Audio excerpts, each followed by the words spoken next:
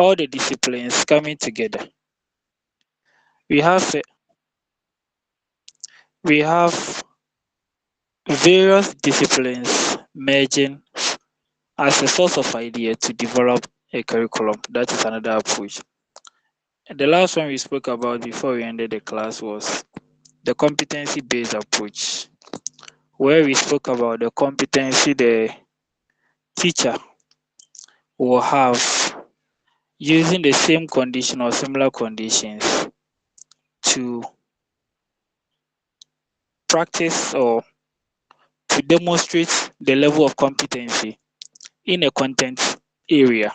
For instance, if a teacher is able to conduct a practical session in biology or in chemistry or other science related fields, disciplines, especially in the local areas, and the same teacher is moved to the urban areas with the same condition, with the same apparatus, with the same condition, the teacher will develop the competency to do the same practical experiment.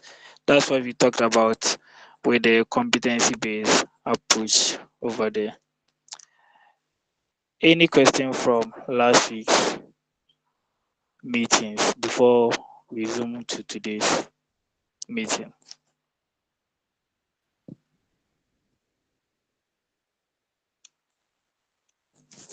Any questions so far? Any questions so far?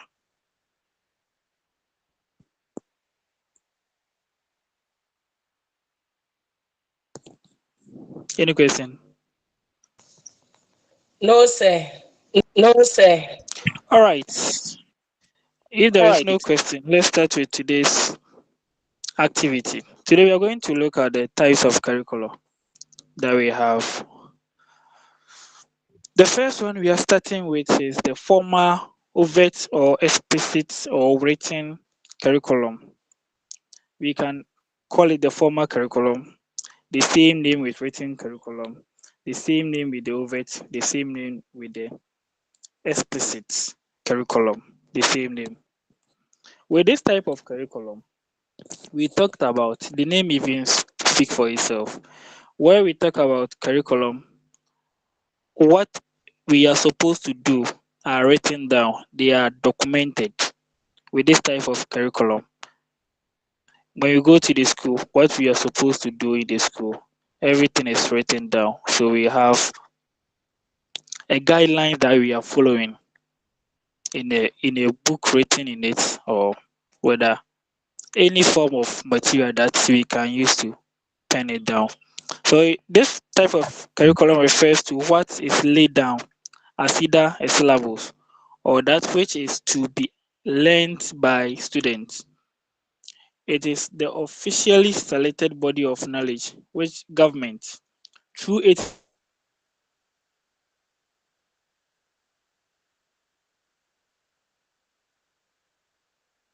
ministry of or body, meaning this curriculum, before it comes to board, we have the government having a role playing there. The ministry, which is the Ministry of Education, also having a role to play over there, as well as the institution, which is the school, is also having a role to play over there.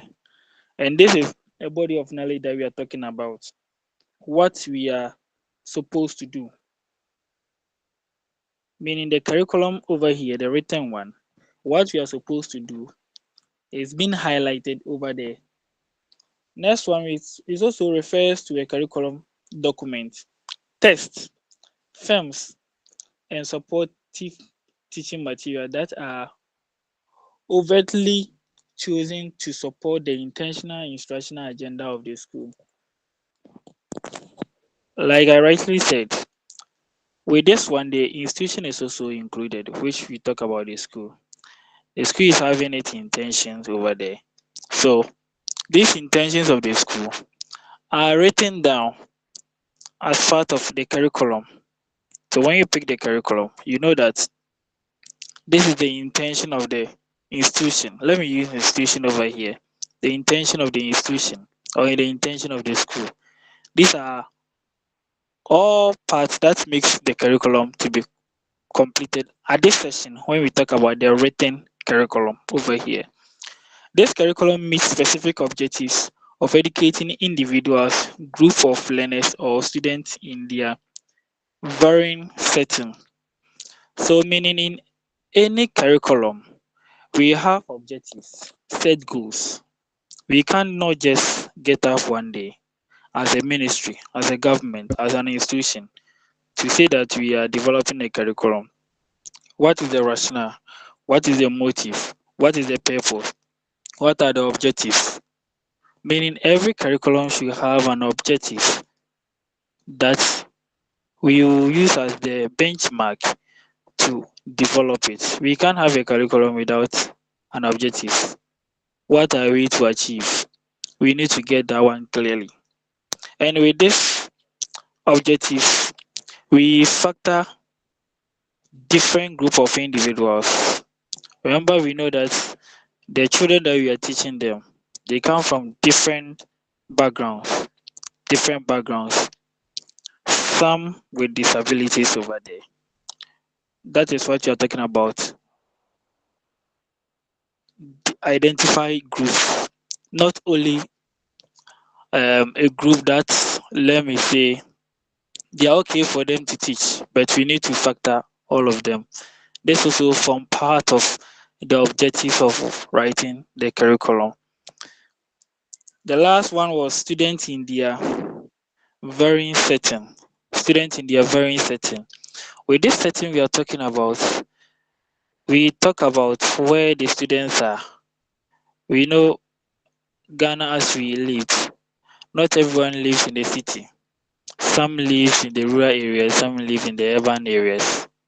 So in developing a curriculum, we need to consider all those people over there.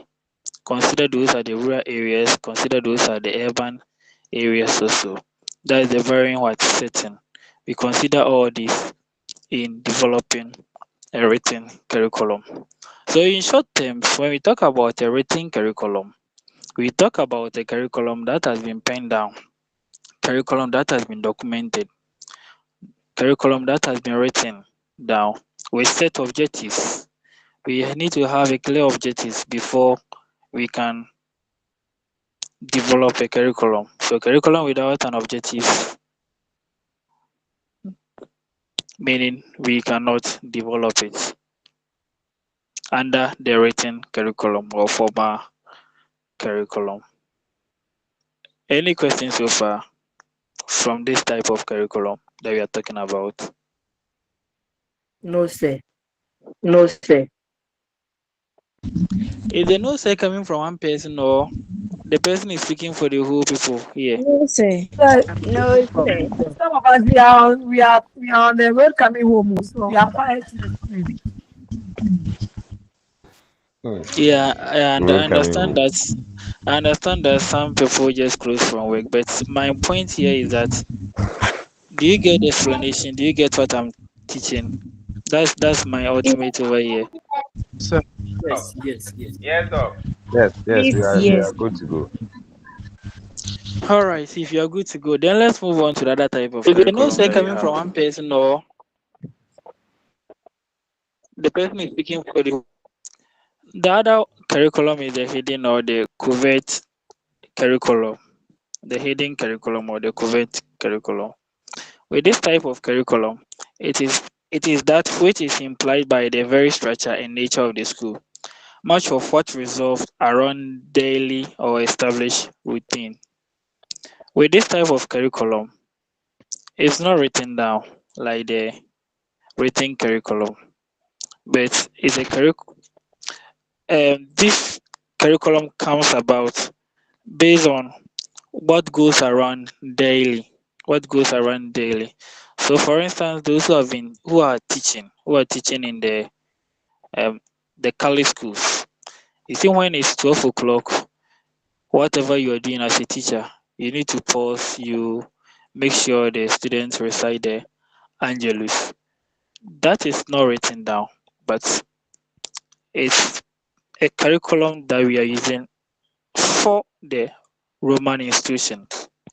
Because every Roman school across Ghana, wherever you are, when it's 12 o'clock, you need to recite the Angelus. So some might be in Accra, some might be in Boga, some might be in Sierra, so everywhere in Ghana. But once that time is due, you need to recite that one. So the hidden curriculum, which refers to the kind of learning learners derive from the very nature and organizational design of public schools, as well as from the behavior and attitudes of teachers and administrators.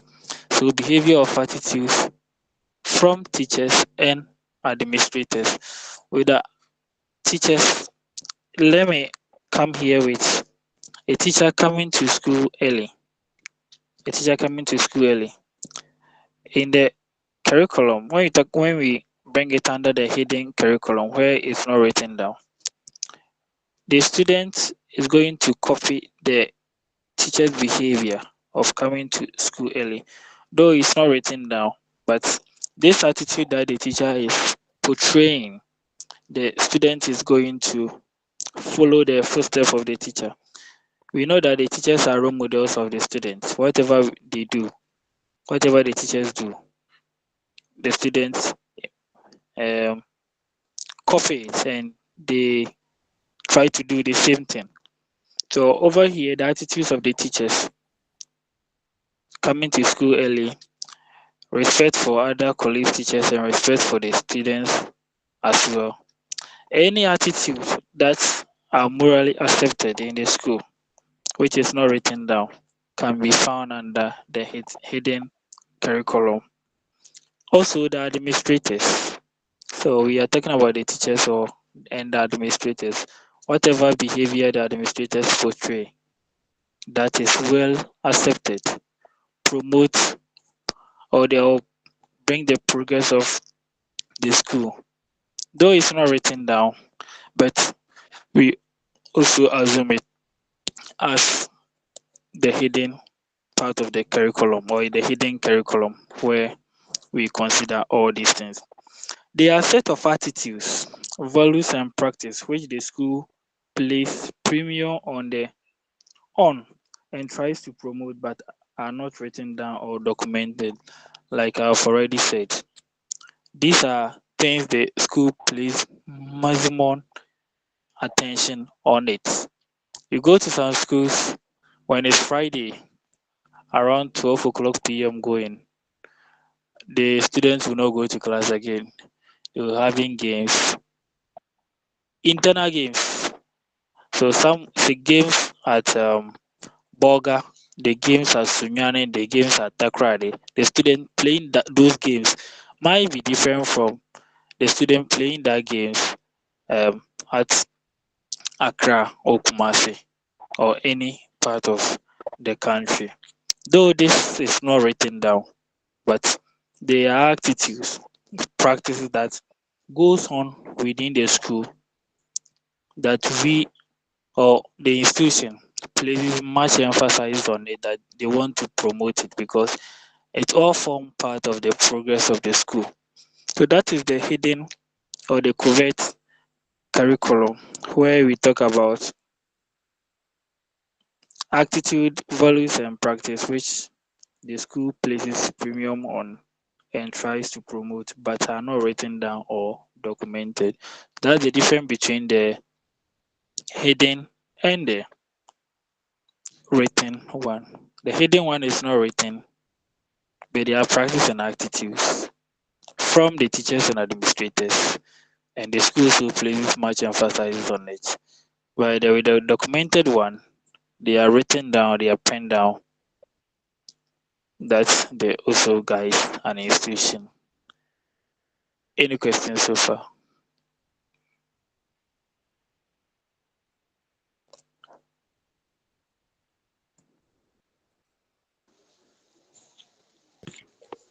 So, sir, can we say that the two type of curriculum we have discussed so far, we can say that the curriculum that we have been using in the schools, that we formally call the syllabus, is the written one we are talking about. Then when you come to the school, those attitudes that are portrayed by both teachers and administrators, and sometimes even the institution that we find ourselves, is the one we consider as the hidden curriculum. Anyone to give an answer to that?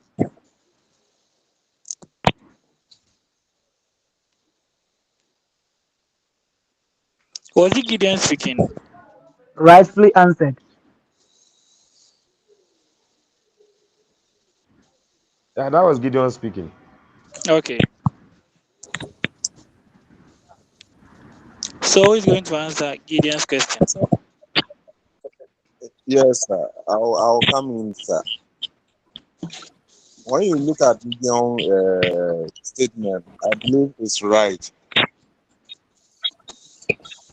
What is being written, as I'll ask before, is simple.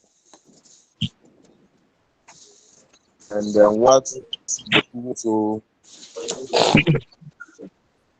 practice within their kernel.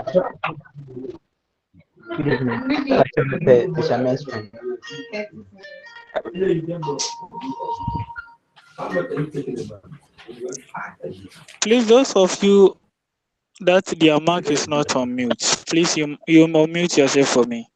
So you mute yourself for me. Okay, I'm listening. The one speaking.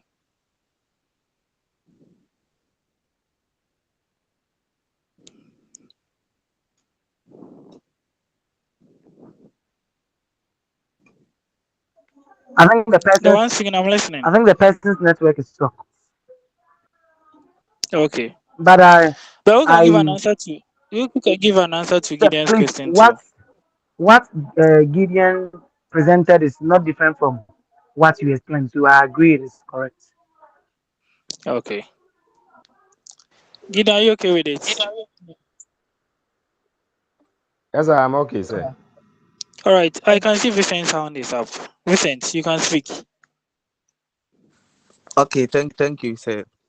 Sir, like I want to know, like, sir, the written curriculum is the normal one that we do in the school, like normal class, and the hidden curriculum are the game that we normally organize.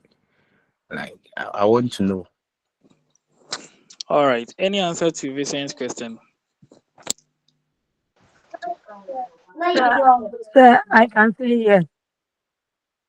I can say yes to what Vicente is saying. Because the one that we do in the classroom are written down that we follow. We use textbooks and other learning materials to do it. But with the one outside the classroom, like the games, they are not written down. So with me, I support what Vicente is saying. Okay. Please, I have a question. Gordon, you asked the question right. Yeah, I Then have a question. let's finish with Vincent's own. Alright, so Okay. Vincent, the one that you spoke about right now, they are written down. So in that you are going to see how you are going to present it.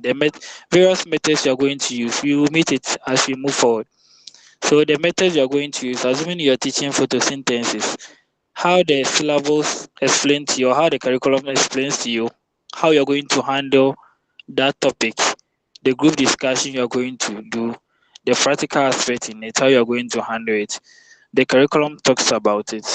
So that is the written one. And the games that you are talking about, if it's not documented in it, that becomes the hidden curriculum. Are you okay with that, Vincent? Yes, sir. Thank you, Yeah, doctor. someone wanted to ask a question. Mercy's hand is up. Yes, sir, please. I would like to ask that. Can we also say that the written one is formal and it involves the government and the Ministry of Education at large, whilst the hidden one is informal and it's just about the school's own setting or the normal things that happen at the school? All right. Can we use this to differentiate it, please? All right. Any answer to that, please? Yes, sir. I'll answer her yes, because what is written is being, let's say, nationwide. That is not all teachers are going to do that. But in your school, the organization that you people see here, that will improve the For teaching and example, learning we have is the hidden one. So what you are doing in the school may be different from other school what they are also doing. But one, it is going to help in teaching and learning. That one is the hidden curriculum. Thank you. All right. So, Mercy, that's the answer to that. So, when you look at the title, what is on it? We talk about the formal or written curriculum. So, the written curriculum can also be called a formal curriculum, where everything is documented. the And the people for hidden one, higher read. and the hidden ones become the informal, where um, we learn. And even with the learning, it can be intentional or unintentional. We can intentionally learn it, or we can unintentionally learn it from the teacher's attitude and their teacher's behavior, as well as the administrators, their behavior and their attitude as practiced in the school. So that is the answer to that. Please, I have Now, a question. yeah, Gideon. Please, Sir, Mercy, is your question answered? s- so Gideon, I'm talking, and sir, Yeah, I want to find out from Mercy if Mercy is okay now. okay. Is that okay? Thank you. All right, then Gideon, go ahead. Yeah. So what I wanted to say is that it is high time we begin to properly fix sports, that is sporting activity that we normally do in the schools. I think there are documents backing physical education. I think we have the syllabus or the curriculum on physical education. So I wish we will add that to the written one, and because that activity normally happen across the length and breadth of the country. But then if you look at the heading, then I wish we consider it as if activities that happen in individual schools, sometimes from the individual teachers and then the administrators, and sometimes from the particular institution where we find ourselves. But when you talk about the sporting activities, it's an extra curriculum activity, but it happens across the length and breadth of the country. So we can, and with that, we have a curriculum on that. So we can also add that to that of the written curriculum. Thank you, sir.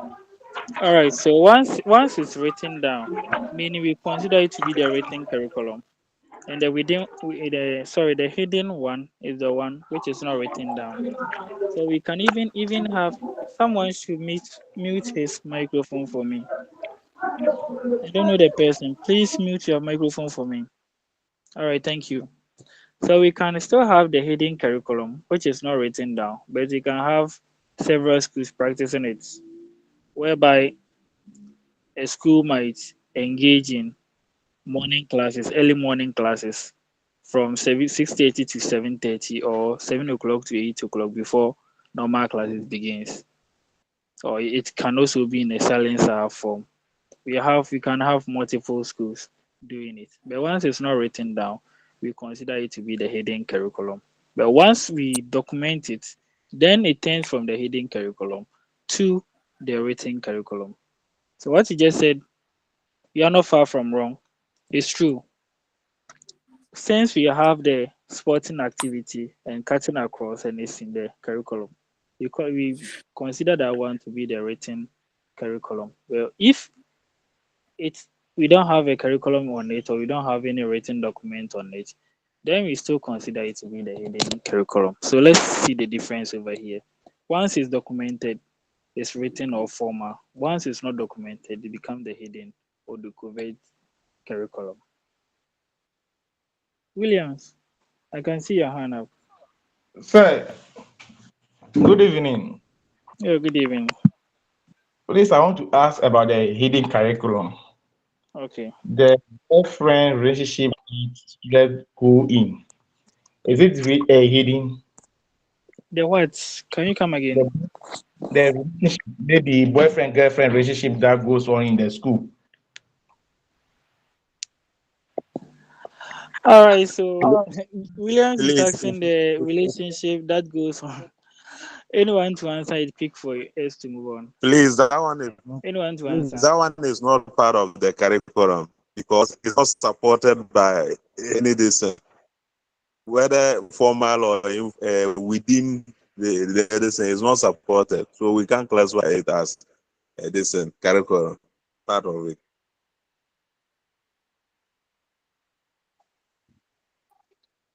Okay. Any suggestion? Any more suggestion to that?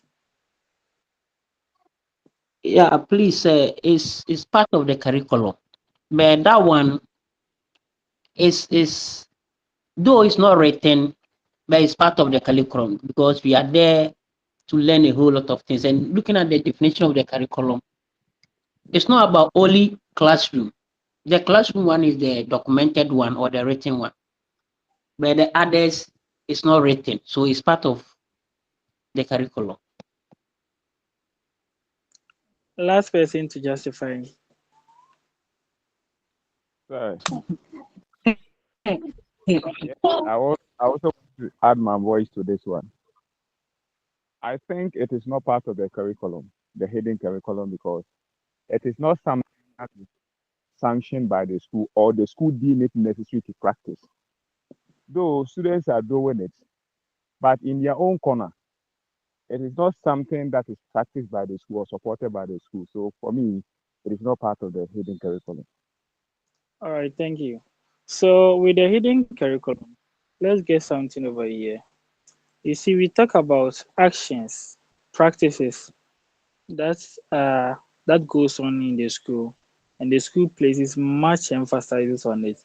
So with the relationship that someone brought about, the first question is the school in support of that? Is the school placing much emphasis on it? Is the school encouraging others to practice it? If the school is encouraging others to practice it, then we can term it to be the hidden curriculum. But if the school is against it, then we also consider when the school is against it, then we don't consider it to be the curriculum. But when the school is in support of it, then we also say that that becomes the hidden curriculum. So the first question we need to ask ourselves is the school placing much emphasis on it as we have it in the hidden curriculum where the school places much emphasis, the premium emphasis on it. Is the school doing that? If no, then it's not a curriculum, it's not part of the curriculum. If yes, then we consider it to be the hidden curriculum. Are you okay with that part? The person who has the question.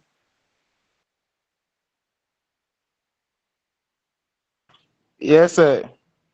All right. So I can see more hands over here. Let me take two, then we move on. I can let me take Yaira. Yahaya or Yahaya. If the pronunciation is wrong, please forgive me with that. good evening, sir. Good evening. Uh, somebody said, excuse me, I'm coming.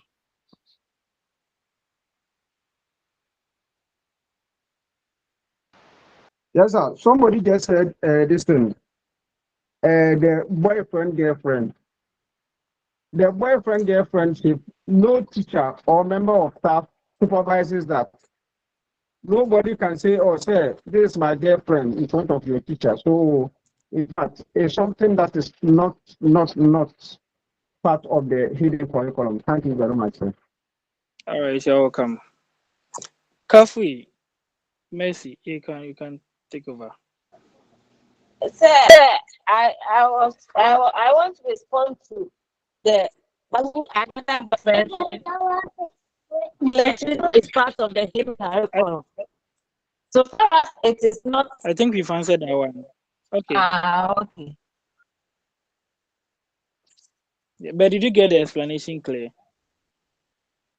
So please no. I was disturbed a bit. What I was saying is with the hidden What I was saying was that with the hidden curriculum, we talk about the school placing much emphasis on this. So the first question you need to ask ourselves is the boyfriend-girlfriend relationship, is the school in support of it? If the school is in support of it, encouraging it, then it become the hidden curriculum. If the school is not in support of it and is against it, then we talked about that it's not part of the curriculum. Okay, Anyone with a genuine thank question? you. Anyone with a genuine question?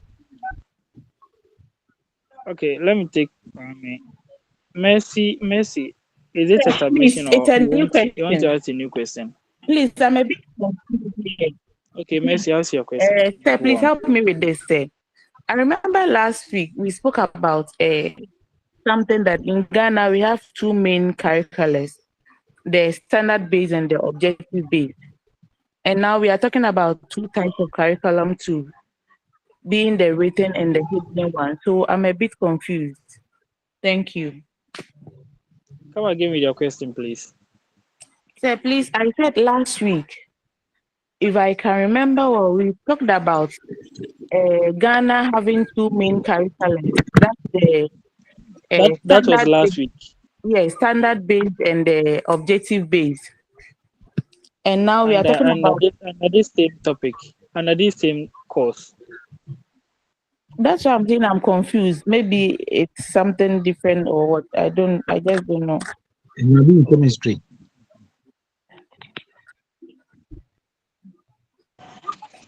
Sir, Yes, hello. please.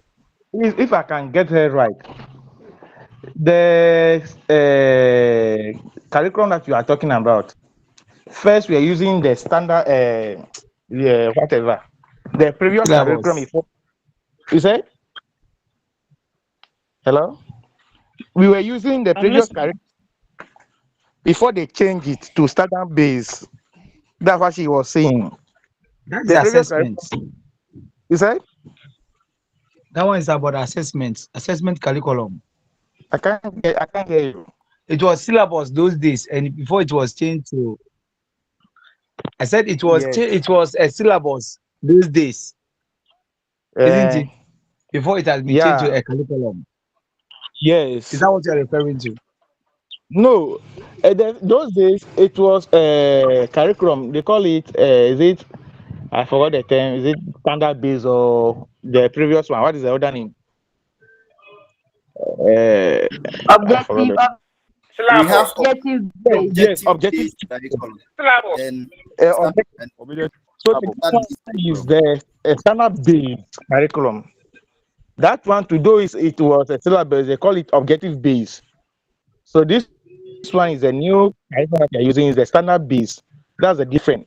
And every curriculum have written and hidden curriculum. The objective curriculum also have hidden and written aspect. So it is the same thing that Sir is talking about, to my opinion. All right, let me come in. So with the first no ask, in our previous slides, we didn't mention about the standard based curriculum, though we will handle it in future as we move on with the slides. But what I'm talking about over here, like someone just said, even whether it's the standard base we are talking about, we are if it is a standard base where everything is written down, we still term it as be the former curriculum or the written curriculum. And the one that we don't write it down, which is not written down, becomes the hidden curriculum. Are you okay with that one, please? Okay, sir. Thank you. All right, the hands are plenty. Let's move on. As we move on, I'll give room for questions and we'll keep on Oh, asking it's the last questions. question. Oh. Last question. Yes, please. Because Okay, I'm a last little bit question. confused with the gender equity. That is about when for the master trainer. The first time they introduced the curriculum to us, we were taught that students should sit maybe if they are equal in the class, maybe a boy, 7 boys, 7 girls, we should share them so that you can sit in pairing. So it means that I don't know whether it is in the curriculum before the master trainers says so, or they are also predicting their own way of saying it. So if they are saying boyfriend, girlfriend, I'm sure there's a fiancé issue is different from boyfriend. So students in the lower class or in the primary might think that, oh, this is my boyfriend. I don't know the difference between those things. I want to know. No, when we talk about um with the sitting arrangements or Yes. grouping Yeah. students, boys and girls, mixing them up, it Mm. doesn't necessarily support the idea of boyfriend girlfriend relationship. But Okay. what the curriculum tries to explain is that though females are less representatives when it even comes to science related fields, Yes. so we need to give opportunity for them to also um, be recognized. They know that, oh, Okay. they are also part of it. So that is Okay. the one idea with that. And we also have the think per share, where they will think together. They will pair, then they'll give the idea out. Those also contribute to grouping them. You see, Okay. there are some students that are very sensitive.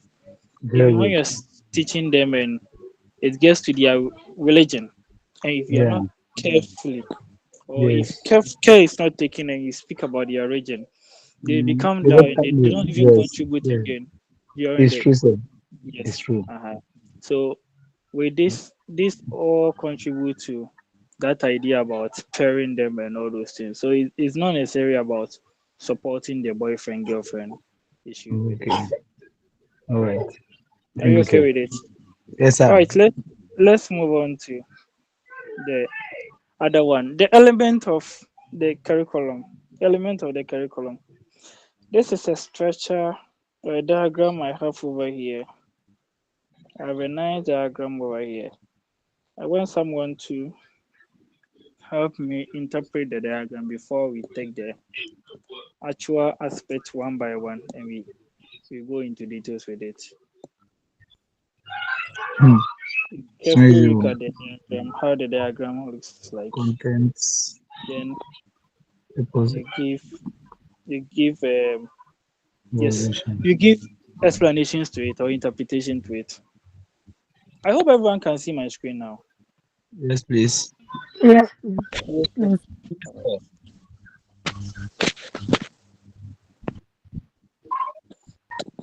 So in a minute, just observe it critically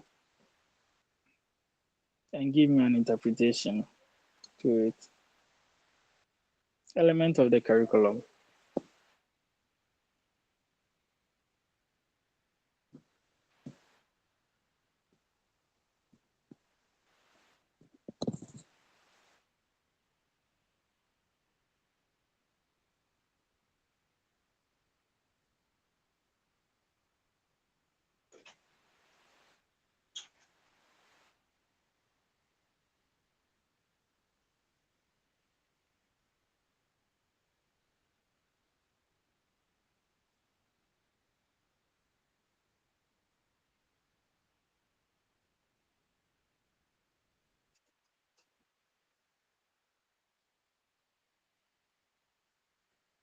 So, say Gideon, I want to take it for the first time.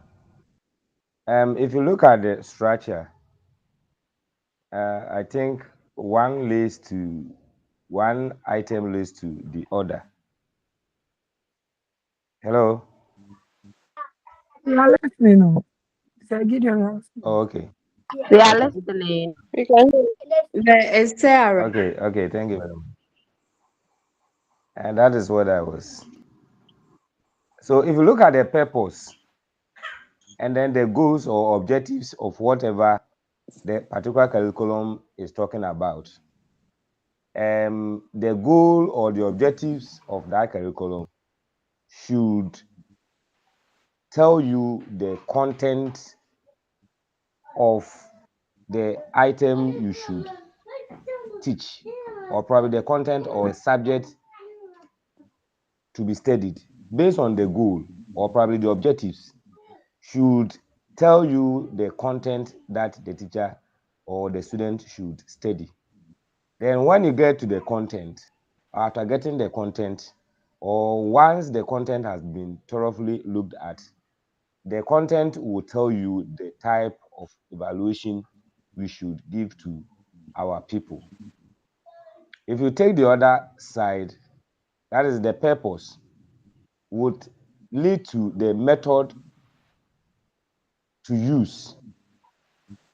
The method. Then once you get the method, it will lead to the evaluation or the performance, or how you are going to measure the performance of the people. So I think one item leads to the other. Thank you, sir. All right. Anyone to give a try on that one too?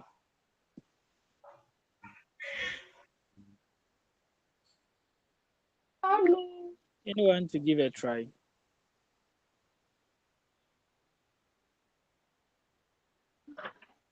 Okay, sir, please let me explain some Yeah, who is small facts. speaking? It was that is Elizabeth Kumsi. Okay, Elizabeth, let's hear you out. Okay, so please looking at the diagram, that means every curriculum has a purpose. And under the purpose, we have the goals and objectives for that curriculum. And for it to be achieved, you have to look at the content that the goals consist of. And in the content, you get to know the methods and teaching learning methods that you have to use in order to be able to assess them under the evaluation. And during the evaluation, you have to check the evaluation if it will lead you to the goals and objectives. Right. So I believe that's it. I can. All right. I think that one also so good. Last person.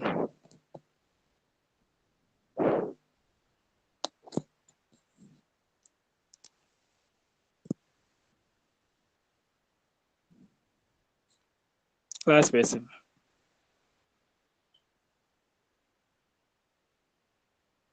If your hand is up, you can start speaking.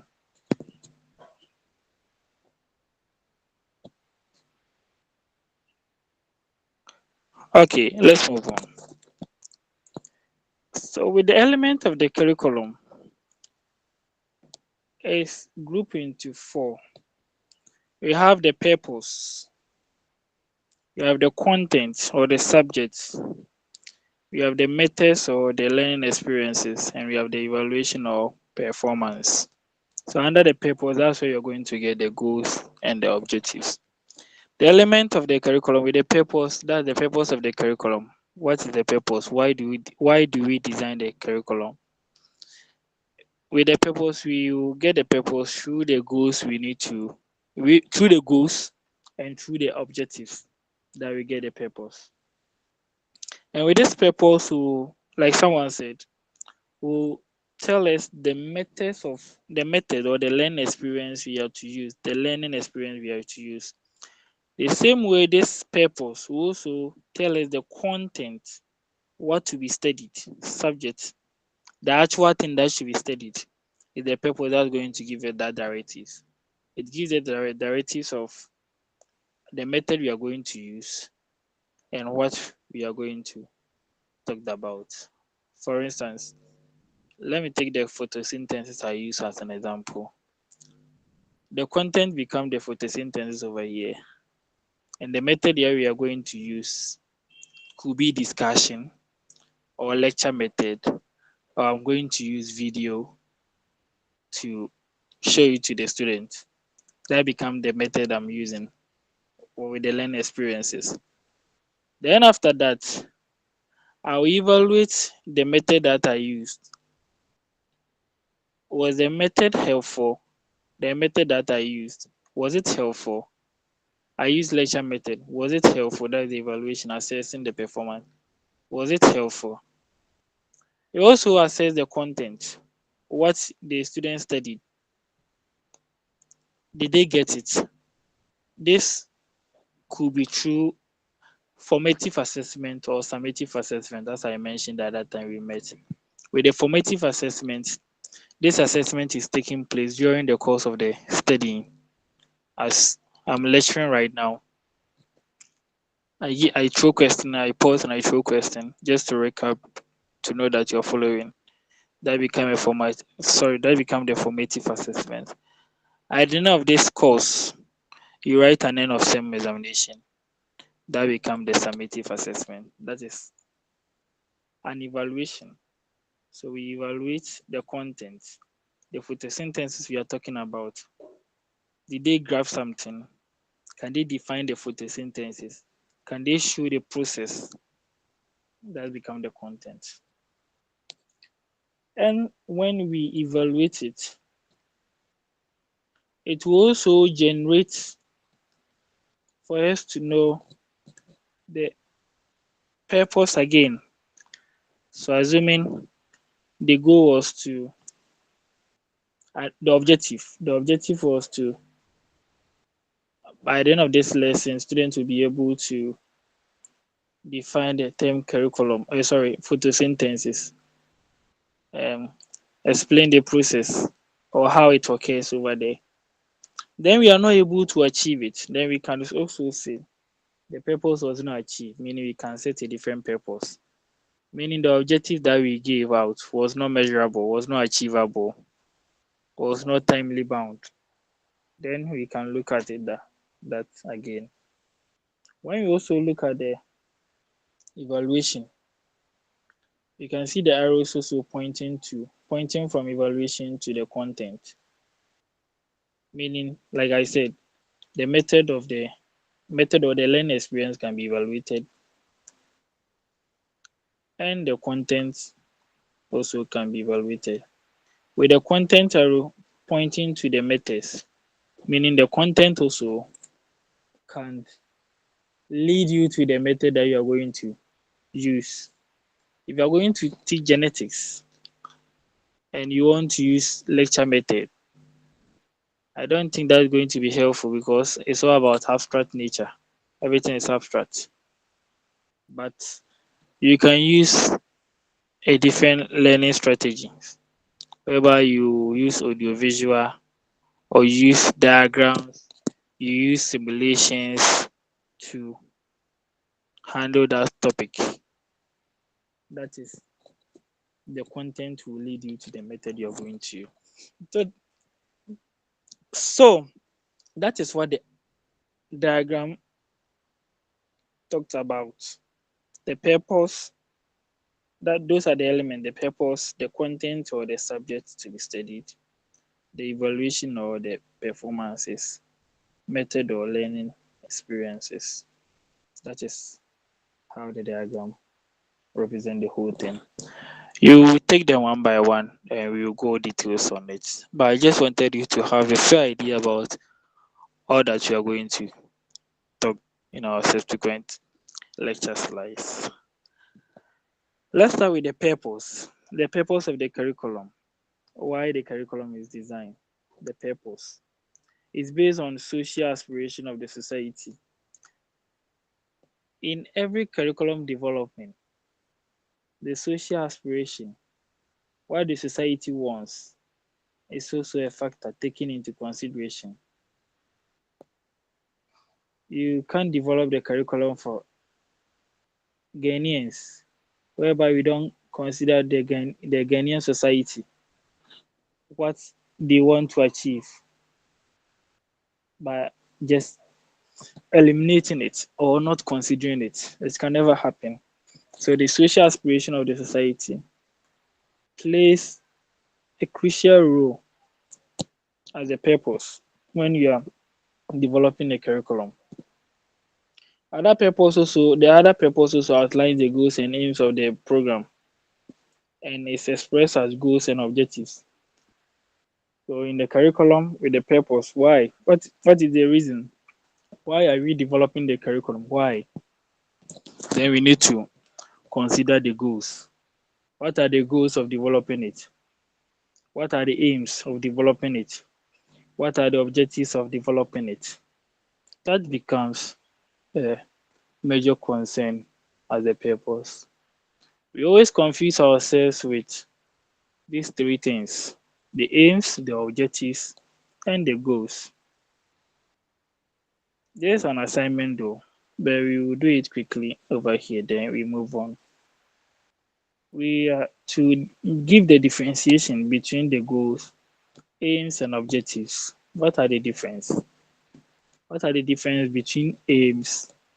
What are the between aims, goals, and objectives, or any how you're going to arrange it? I want the differences among them before you move on to the next slide.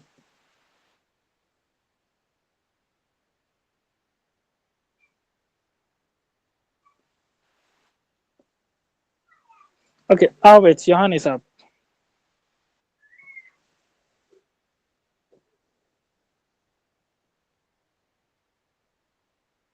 Hello,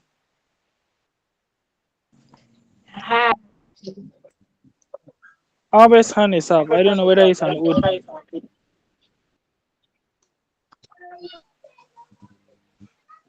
Yes, Albert is not responding, yes, I'm here. Please, sir, okay, I want let's. to, when we're dealing with the types of curriculum, and we had written curriculum and hidden curriculum. I wanted to find out whether the hidden curriculum is the same as unwritten curriculum. Yeah, that is our written curriculum. Okay, thank you, sir. All right, you're welcome. Nimatu. Yes, Doc. All right, you can go ahead. Please, I want to talk about the difference between the goal and objective. It's true. Oh, you are Hello, Doc. taking only two. Are you taking only two? It's three. Aims, goals, and objectives. I don't have idea about the aim. All right, all right. Okay, you go ahead with the one you know. When you talk about the objective is a specific, measurable, and timely bound target that you want to achieve at the end of your Okay. lesson. And when you look at the goal, there are general outcome you are trying to achieve at the end of a period, let's say a long period. So when you look at objectives, the period is not so long, it's within a short period. But if you look at goals, they are long term period that you want to achieve at the end. So goals are general outcomes you want to achieve, and objectives are smart. Thank you. All right, thank you. Davison, I can see your hand up. Yeah, okay, sir. I want to talk about the difference between goals and then aims. So when Goals we and say aims. goals, yeah, goals, I think are specific target which is focused on a particular outcome. Whilst with aims, which one is a broader intention and emphasize on a direction. And then the aims too can be a long-term something. So this is what I can say about goals and then aims. All right, thank you.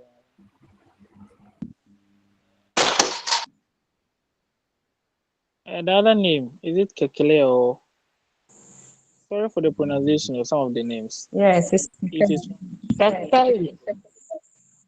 Okay, please you can go ahead. for the A, it's about you having a purpose about what you are doing or what you wanted to do. So for that one, it is something that you are gearing towards. For example, making a vision statement that you want to have a degree. It's a vision that you have put in place so that and you are working towards to gain that degree. But when it comes to the goal, it is something that you have targeted on achieving, and then you try all your means to put things in measures to achieve that. Also, when it comes to the objective, it is something that is measurable. Maybe, for instance, at the end of my lesson, my students should be able to give me three differences between plant cell and then animal cell. Thank you. All right, let me take the last two, then we move on. Tamburi. For me, aims are the overall purpose to improve education, and goals are specific targets, that is to increase literacy rate, while that of objectives are the measurable outcomes. For example, 50 teachers be trained in ICT program. Thank you. All right, thank you. The last person that I'm taking, I think Ano has not spoken today. Ano Emmanuel. Let me take the last person as Ano Emmanuel. Okay, thank you, Doc. Uh, I think the aims deals with your general intentions, the general intentions of the curriculum that you want to develop. While the goals deals with the specific target group that you want to develop the curriculum for. Then I would say the objectives will be your action steps that you will take to achieve the goals in the development of the curriculum. That's what I can say. Thank you. All right, I think Gideon's hand has been there for long. Let me take him. Yeah. Okay, sir.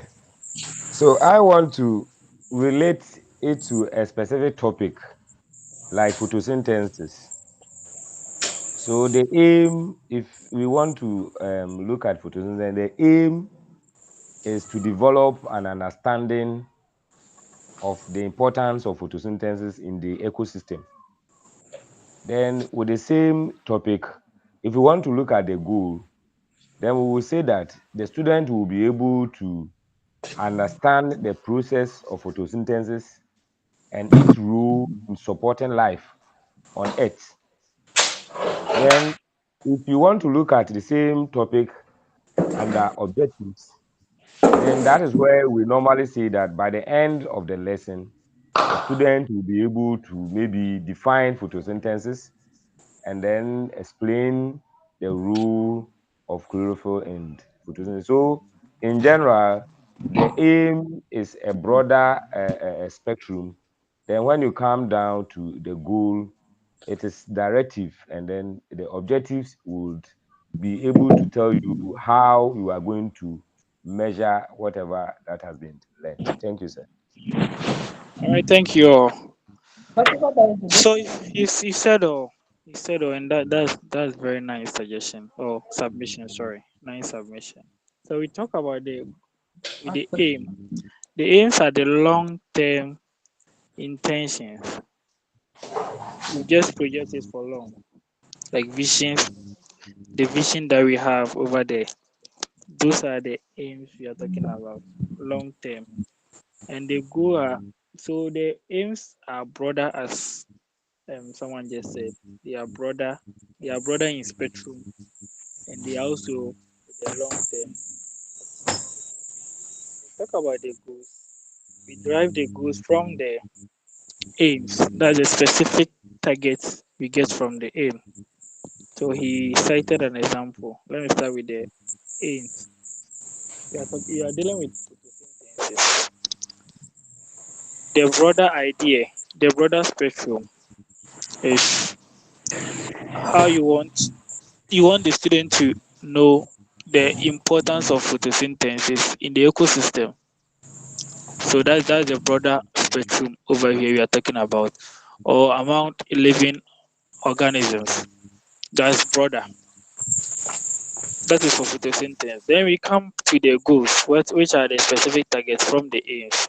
So still on the photosynthesis, we deduce it to now limit ourselves to make students understand the process of photosynthesis in plants and how animals benefit from it. That is at the specific aspect, the specific targeting from the aim.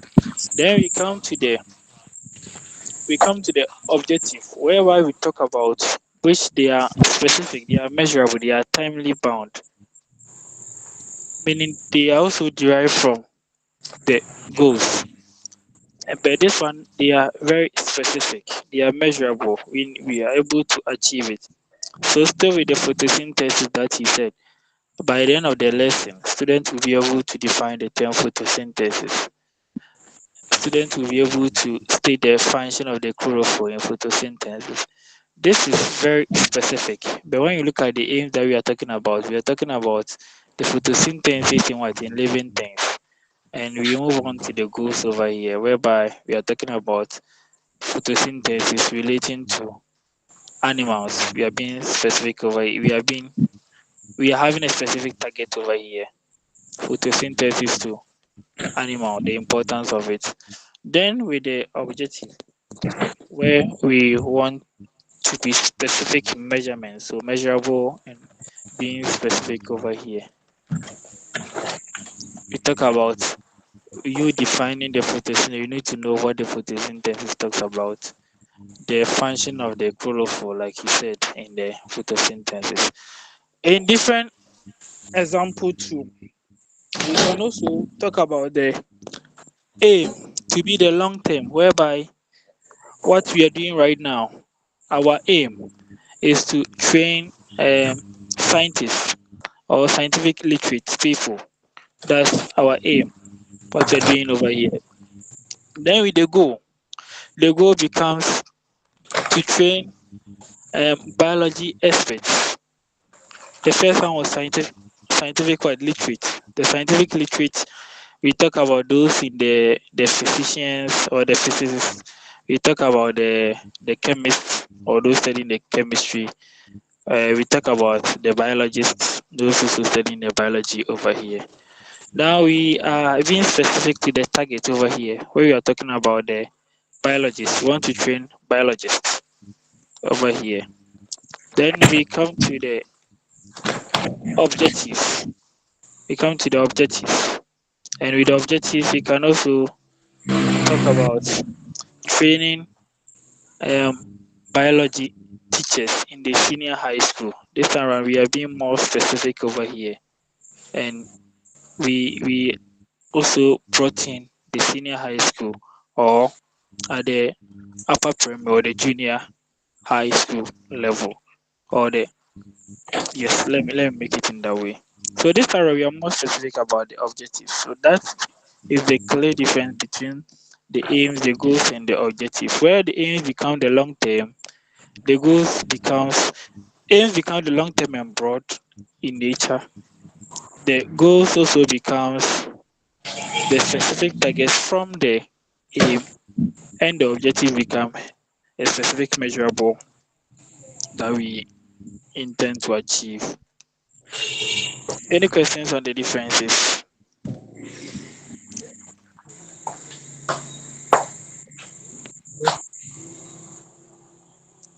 Any question?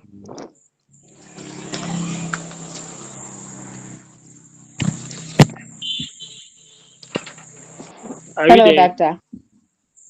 Are you there? Hello. Hello. Yes, Yeah. doc. We are, Any We are question? You, here. you can go ahead. so please, doctor, is it that the goals are more broad or broader than an aim?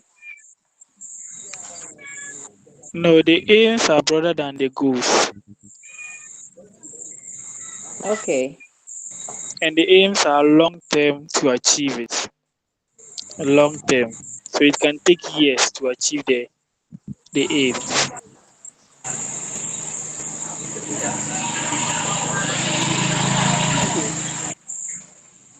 Is there any question?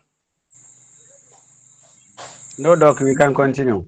All right, let's move on. So that's the hints.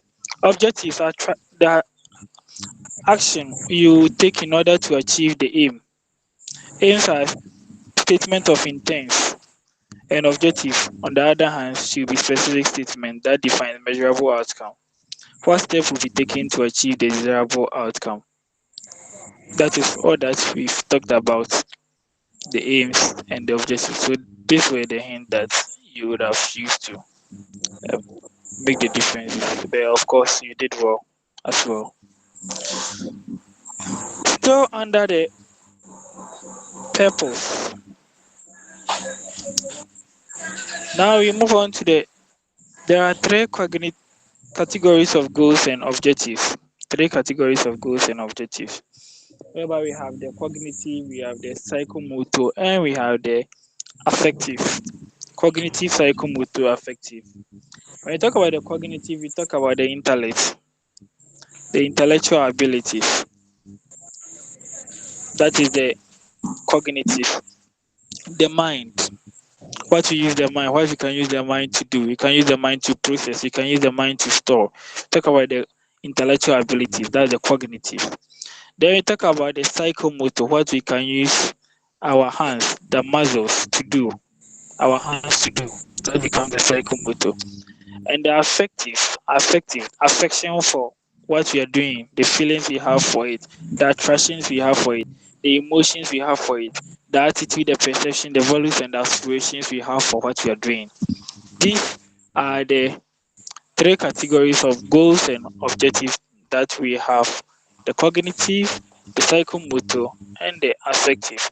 So, in a lesson, in a lesson whereby we have the goals and objectives, we can have all these three categories in it. For instance, I have let's still go to the photosynthesis you're talking about, since I read that one and someone also supported by giving examples on it. So with the photosynthesis, with the cognitive aspect of photosynthesis, we talk about intellectual ability, whereby this is an aspect whereby the student will be able to define photosynthesis. The student will be able to um, explain how photosynthesis occurs in plants. That is what the cognitive aspect of it. Then we come to the psychomotor. Come to the psychomotor. So with the psychomotor, still in photosynthesis, where the students will be able to use the muscles to do something, to perform something. So we talk about the lab experiment over there, where the students will be involved using their hands, their muscles to do something. Practicals in what? In photosynthesis. So we have practicals in photosynthesis. Okay, photosynthesis, does it occur in does photosynthesis occurs in dark areas or dark regions, or it only occurs in during light time? Then we perform an experiment to see whether when the place is dark, the environment, the environmental condition where we place the setup is dark, would photosynthesis occur over there? When you place it in sunlight, under sunlight, would photosynthesis occur? So that's what we are doing, using our muscles to do, performing something, using our hands to do something. That become the psychomotor, and that's the manipulative skills. So we have the plant over there. Okay, we have maybe the basin over there. We pour in the sun.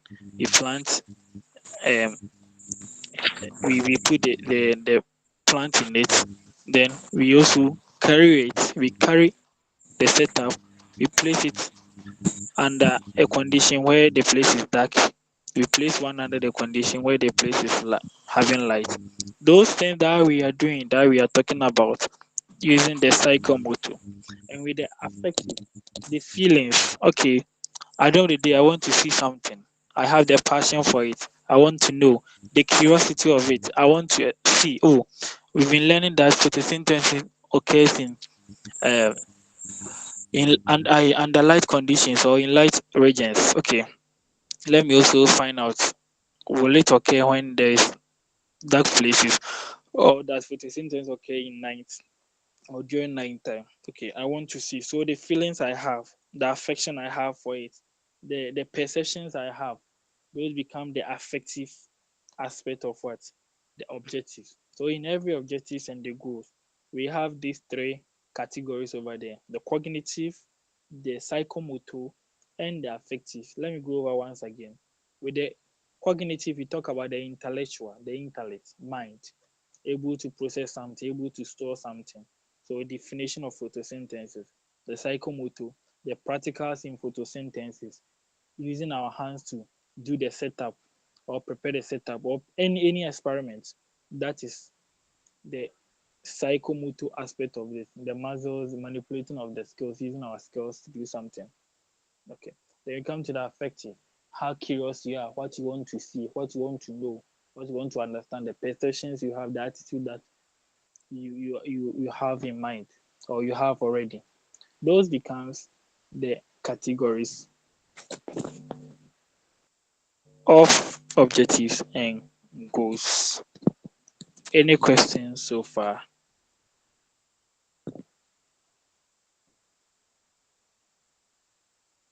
Don't forget we are still under the purpose element of curriculum. We are still under the purpose, the objectives, and the aims, and again the goals. Hello. Yeah, I'm listening. Yeah. Okay. My question is that let's say for example you perform the experiment. You want to calculate the, let's say, the growth height Okay. with respect to the photosynthesis that we are using. Uh-huh. So All in right. that case, the calculation, if that one will go under, will it go under cognitive, or it will be under psychomotor? Oh, okay, okay. That's nice question. Did you get my Anyone to question? give- Mm. yeah, I got your question. So he's asking if you are to still on the photosynthesis, calculating the growth height. So in the calculation aspect, does it fall under the intellect, which is the cognitive, or does it fall under the psychomotor, using our muscles? Any contribution to that? Hello. Hello, I sir. think Yeah. it will fall Hello, under sir. cognitive. Okay, under cognitive. All Hello, right. sir. Okay. This Festus. Yeah. Yes, doctor. Festus. Yeah, I also think it will fall under cognitive since it deals with the mind. Calculating something, definitely you're going to use the mind in calculating. So obviously it will fall under cognitive. Okay. Any other suggestion? I also suggest that it can be both of them. Okay. Yeah, I also It suggest can be it can both be of both them. of Okay. them. Why? Why do you think so? Okay, John want to talk. Okay. Okay, John. Yeah, so with the reason why I'm saying both, the ability of you to understand it in your mind is what will go on under the cognitive, and you trying to use your hands, your muscles to do the calculation will be the psychomotor. Oh, okay. All right. Yes. Any other?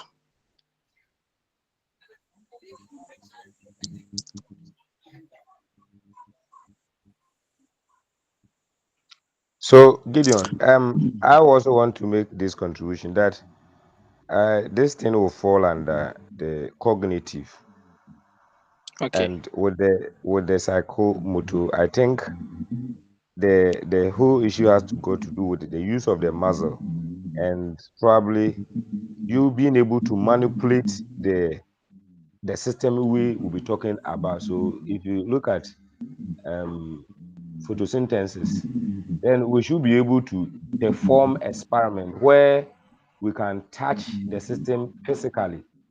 And by so doing, we are using the muscles, but in the when it comes to calculation, actually we are not using the model. Even though we are trying to write at our level, when we are writing, it doesn't fall under psychomotor. That is what I can say. Okay. Last person Okay. to contribute. Doctor, please, can I come in? Yeah, you can come in. Come in. Okay.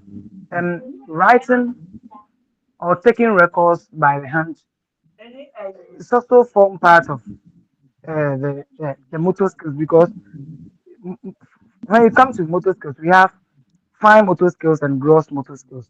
So there are some Okay. skills that which requires the whole of your body to take part, but there are some skills it requires only few parts of your body. Just for example, just like using the hand to do it.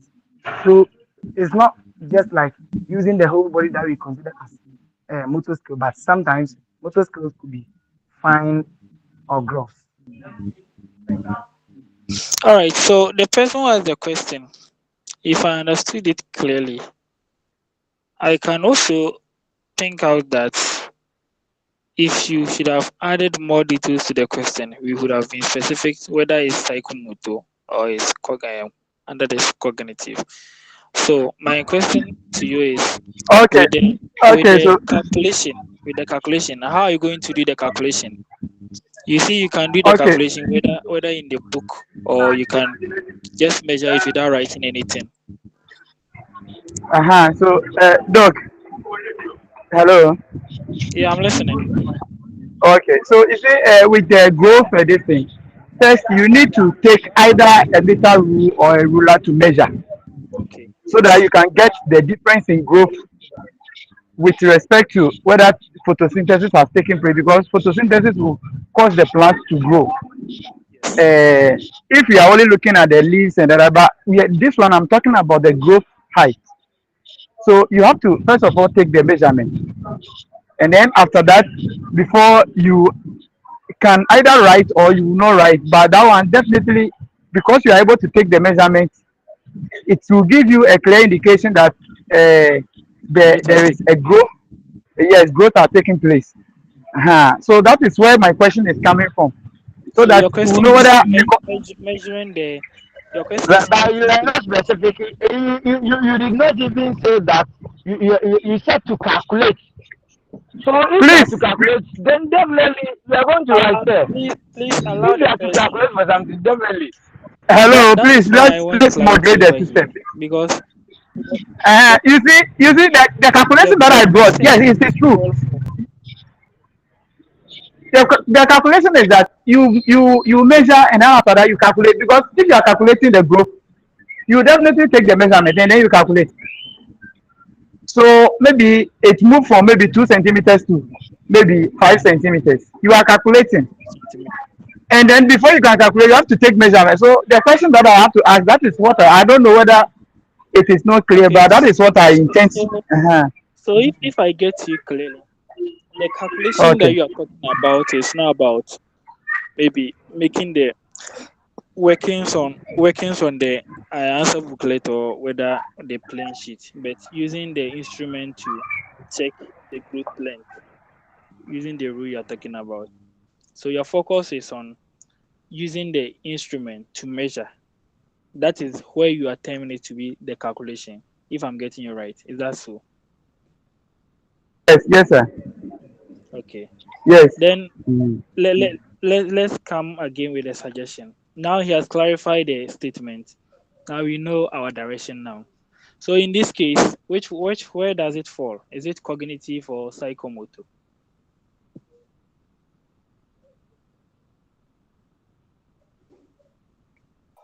Where he is coming from, then I think it will fall under psychomotor. All right, okay. Reason to support it. Yeah, here he is actually making use of the muscles, and with specifically the particular system itself, he's manipulating it with his muscles. So we can easily see that it is psychomotor. All right, okay. Any other person, last person, then we move on.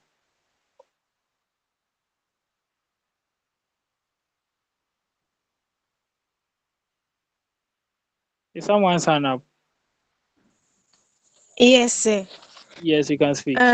Please, can we state that two of skills are involved in this particular incident? Since he's calculating, he has to read. Like, I mean, he's using a tape measurement, so there are definitely readings on it, and the mind will do that.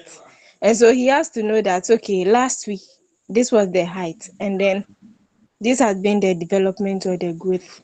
Then, so definitely the skill that is both psychomotor and cognitive, I think, are involved here. Okay, all right, thank you. Any other person, last person, or I should come in?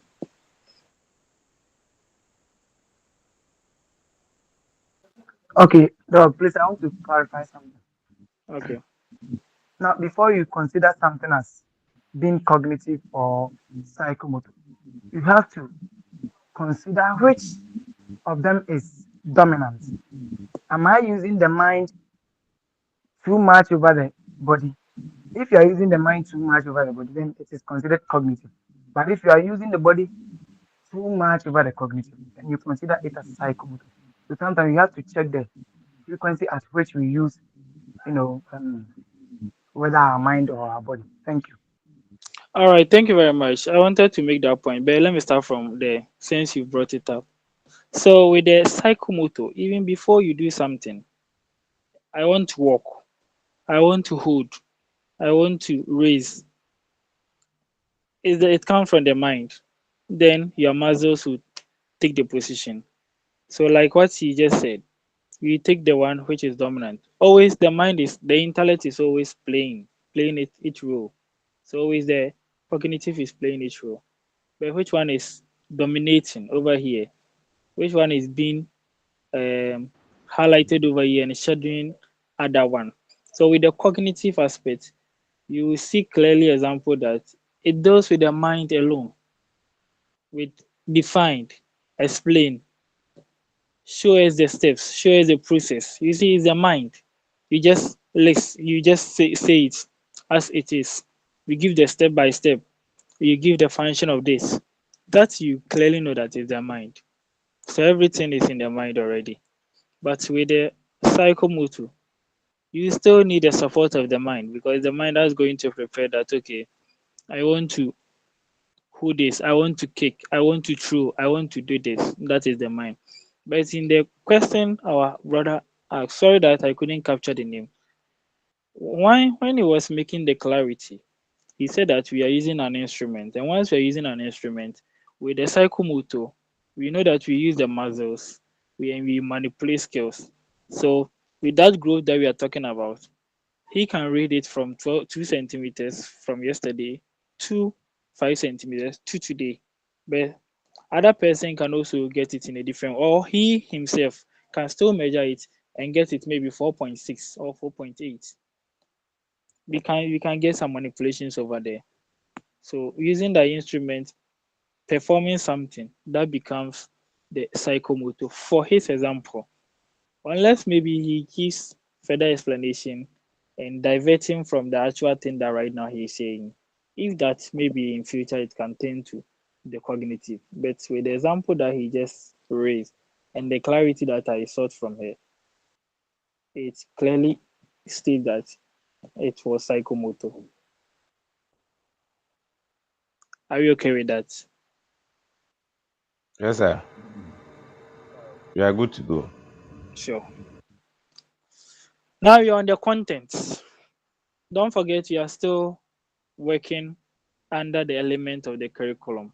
We've handled the purpose, under it we have the objectives and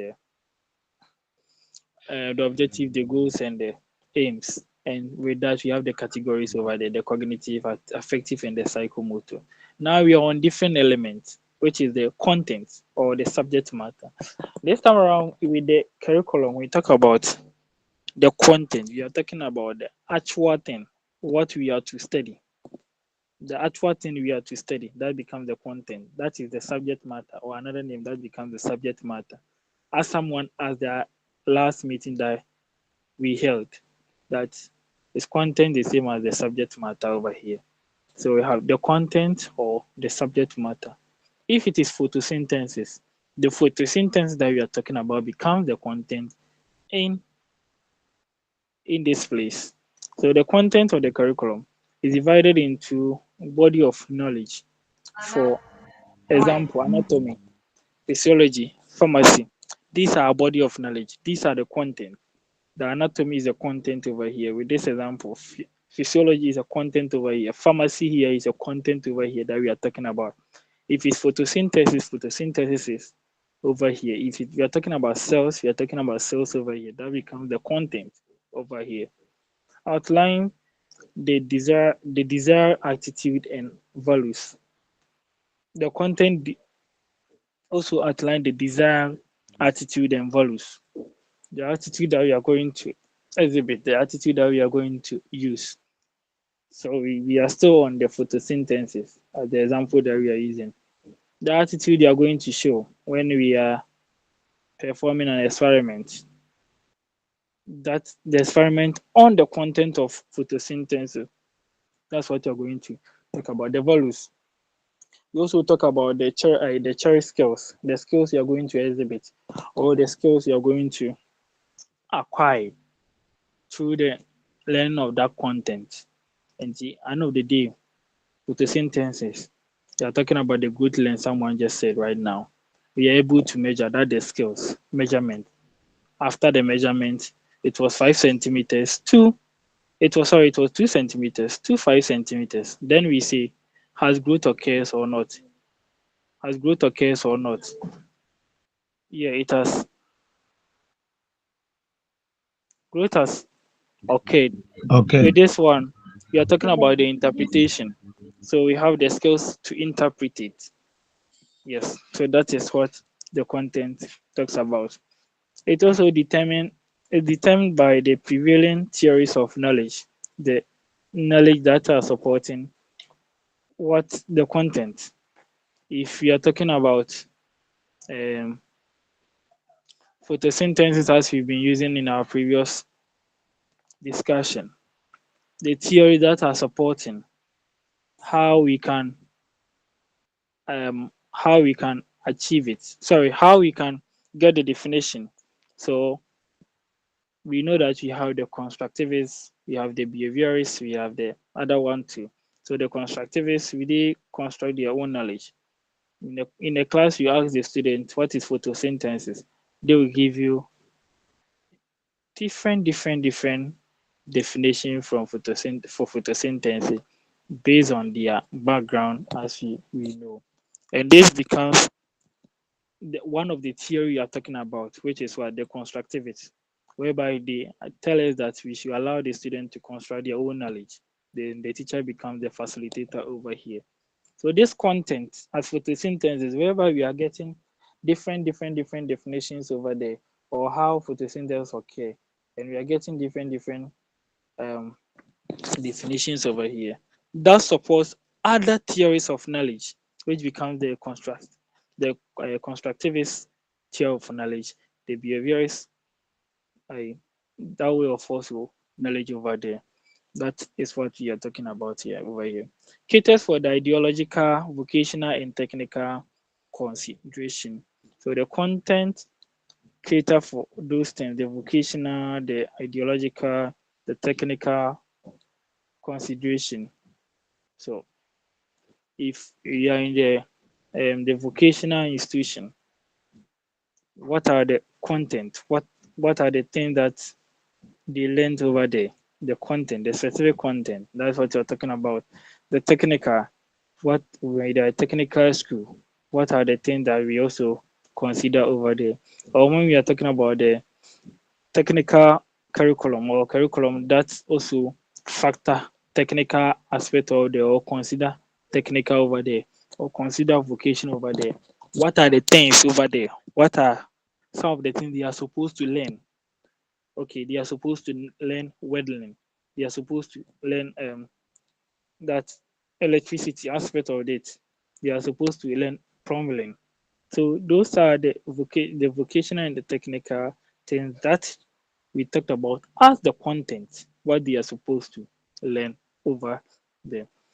A minute and a minute, and Okay, sir. I'll ask if you have any question. Please just give me a minute. No, sir, I'll join you soon. your line is not clear. A minute, please. All right, I'll sir. join you. All right. Then.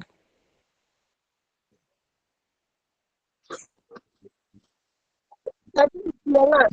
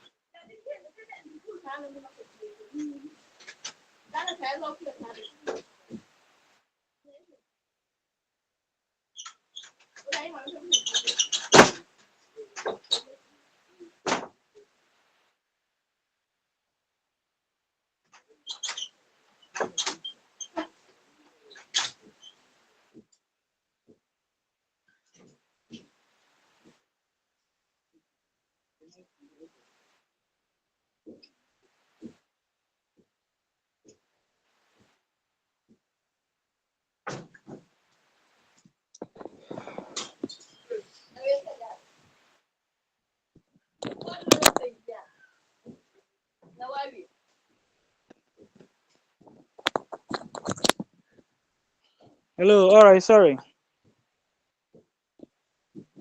Hello. Hello, sir. Yeah. All right. So we can move on. Any question Yeah. under the content and the subject matter? No, sir. Then Please, let's yes, move sir. on to the next. Okay. Question you can ask. Okay, sir. Please, on the content. So the let's say for example, like we are using the photosynthesis. So Okay. let me keep myself to that. If Or you can give you uh, can use a different example. oh okay, but let's say for example the content, like the explanation that you give on the content. If you are able to, let's say, it is not only the definition that the person can give, but you are able to manipulate the photosynthesis, because questions will be diverse to see whether you have in-depth knowledge. It still does it still fall under content, or that is a different thing. So let's say for example advantages, and then maybe yes, let's say for example the actual advantages of photosynthesis occurring in the ecosystem. But you have just talked about the meaning of photosynthesis, and is able to manipulate the photosynthesis, like you gave examples in the vocational and then the other ones. Does it still fall under the content? Does it mean the person have in-depth knowledge about the content, or it is a different thing altogether? Please, Yes. did you get So my question? once yeah, I got your question. So once we are talking about the content, we talk about everything relating to the content. So the advantages relating to the ecosystem, the importance relating to other aspects, the definition itself, the processes itself, everything under the content which we are talking about, the photosynthesis, becomes the content we are talking about. So once you spoke about advantages relating to the ecosystem and you've not taught, doesn't mean that it's not the content. It's the content. Maybe you didn't get there, but you wanted to test if the student can use the prior knowledge they already gain experiences from where you have gotten to predict or to also formulate something that you intend to require from the student. If that's so, you are still working under the content. So the content is not just only uh, an aspect of definition and the process and only the advantage. Everything relating to the content where the curriculum has made it clear over there becomes the content. I don't know if that's the question you wanted to ask and that's the answer you wanted to seek. Oh yeah. So let me so what are, yes, and then I want to find out that sometimes you ask a straight question. Let's say a student is able to answer, but when you put the question into maybe practical form, or you I don't know whether to say it is not that the question is ambiguous, but the question is, it is not a straight question. The child has to think a little to bring out the answer. Then the child is not able to bring the answer out. So in that case, it means the child is not having in-depth knowledge about the content, or in that case, what is at play. Please, did you get me? Yeah, I got your question. But you see, what we are talking over here is we are talking about the content, what you are supposed to teach the student, what the student are supposed to know as you, the teacher, being the facilitator over here. We are not limiting ourselves to whether the person can explain or the person can be able to define over here. But this time around, we are talking about the element of the curriculum, and we say that the element of the curriculum, we have the content in it, and the content we are talking about is what is to be taught. So our focus is not on students achieving it, but now we are talking about what is in the curriculum and the aspect which is called the content and what the content is about. The content is about what we are teaching itself becomes the content. So now we've not moved to the argument where the student will be able to critically answer but we are talking about the content over here. Fine in a different aspect where you are done and you want to make judgments, you want to find out. That goes in for the evaluation. There you get to that place. That becomes the evaluation. I think that is where your question falls. Whether the student was able to critically give the answer you were expecting from him or not. Then we are going to say that okay, with the purpose, which was the objectives, was it achieved? If it wasn't achieved and maybe it was too broad, then we can also still narrow it. So if you clearly remember the diagram, with the diagram, it will show you that after evaluation, the arrow still points to the purpose, where we can still make amendment in the purpose for the objectives and the aims. So now we are not talking about whether the student is able to do what you ask him in the question, but now we are talking about what you are supposed to teach actually. That is what we are talking about right now.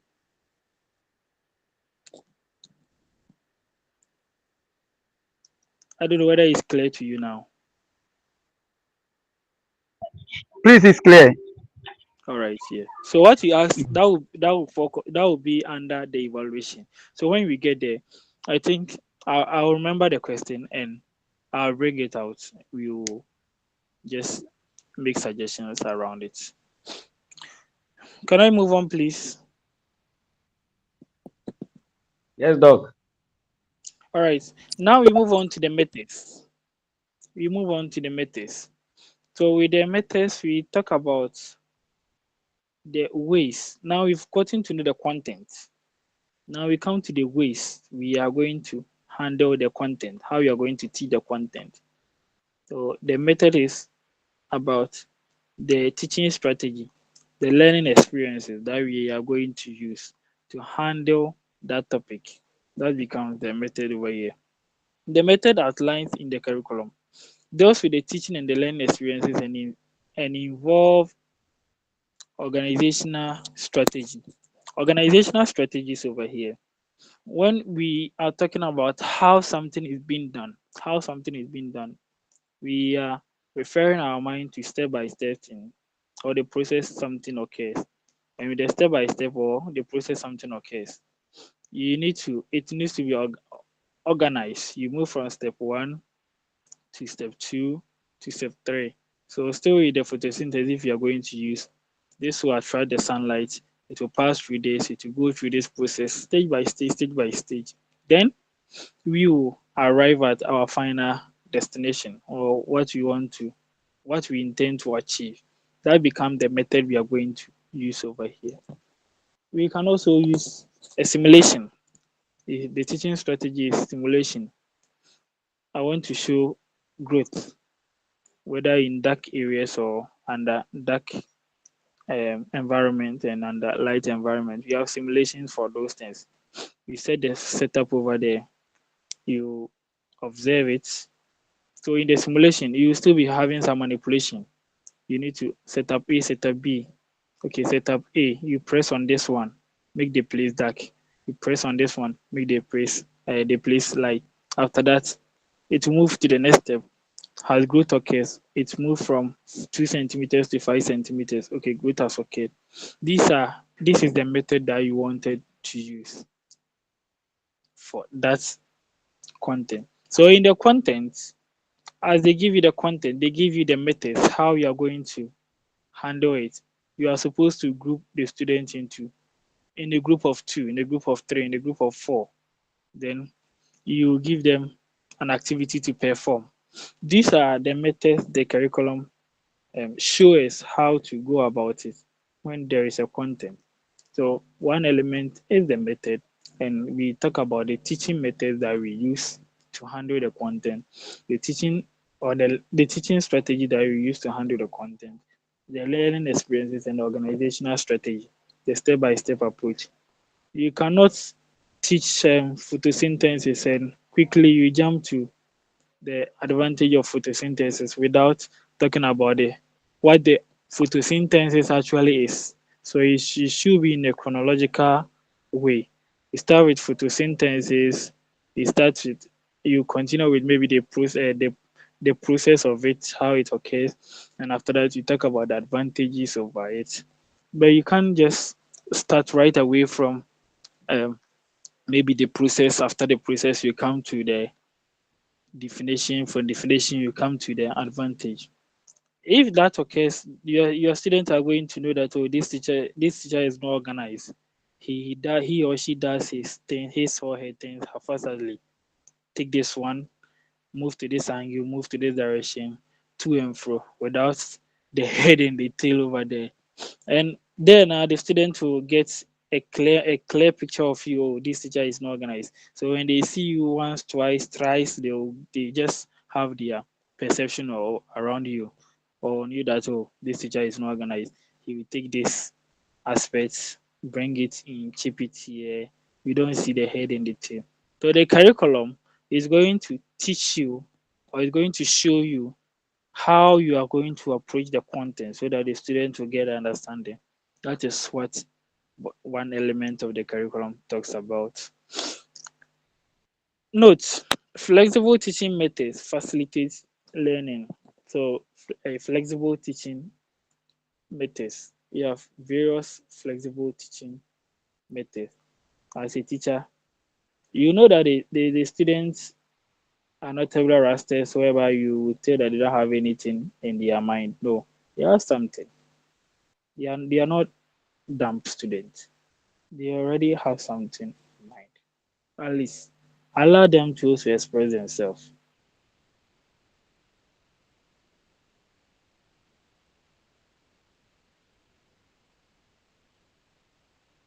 Allow them to also contribute. So you have they also experience it or they experiment it. All this, you show them videos.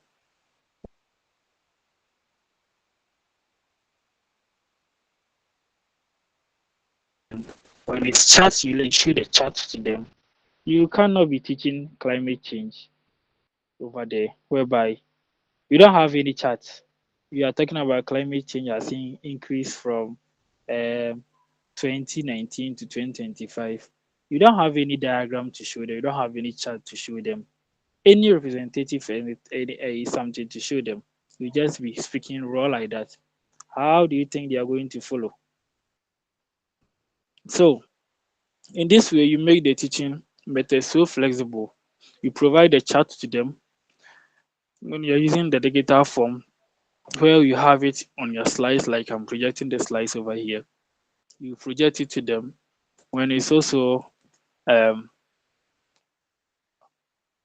on a graph sheet, a big graph board or graph sheet that is visible to all of them wherever they are sitting. You show it to them.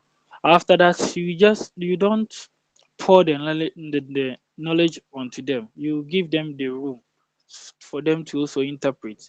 Okay, so you look at the graph carefully, then you give me the interpretation.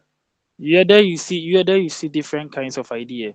You see there was a growth from 2019 to there was an increase in climate change from 2019 to 2025, where the graph will be moving upwards over there.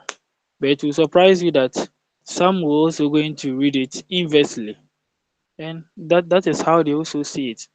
Once they read it inversely, whilst others are going speaking to the right thing, and you have one or two students going the other way around, then you know how to structure your explanation. You will know how to tailor your explanation so that it will suit everyone, or um, it will make everyone get the understanding and know the lesson.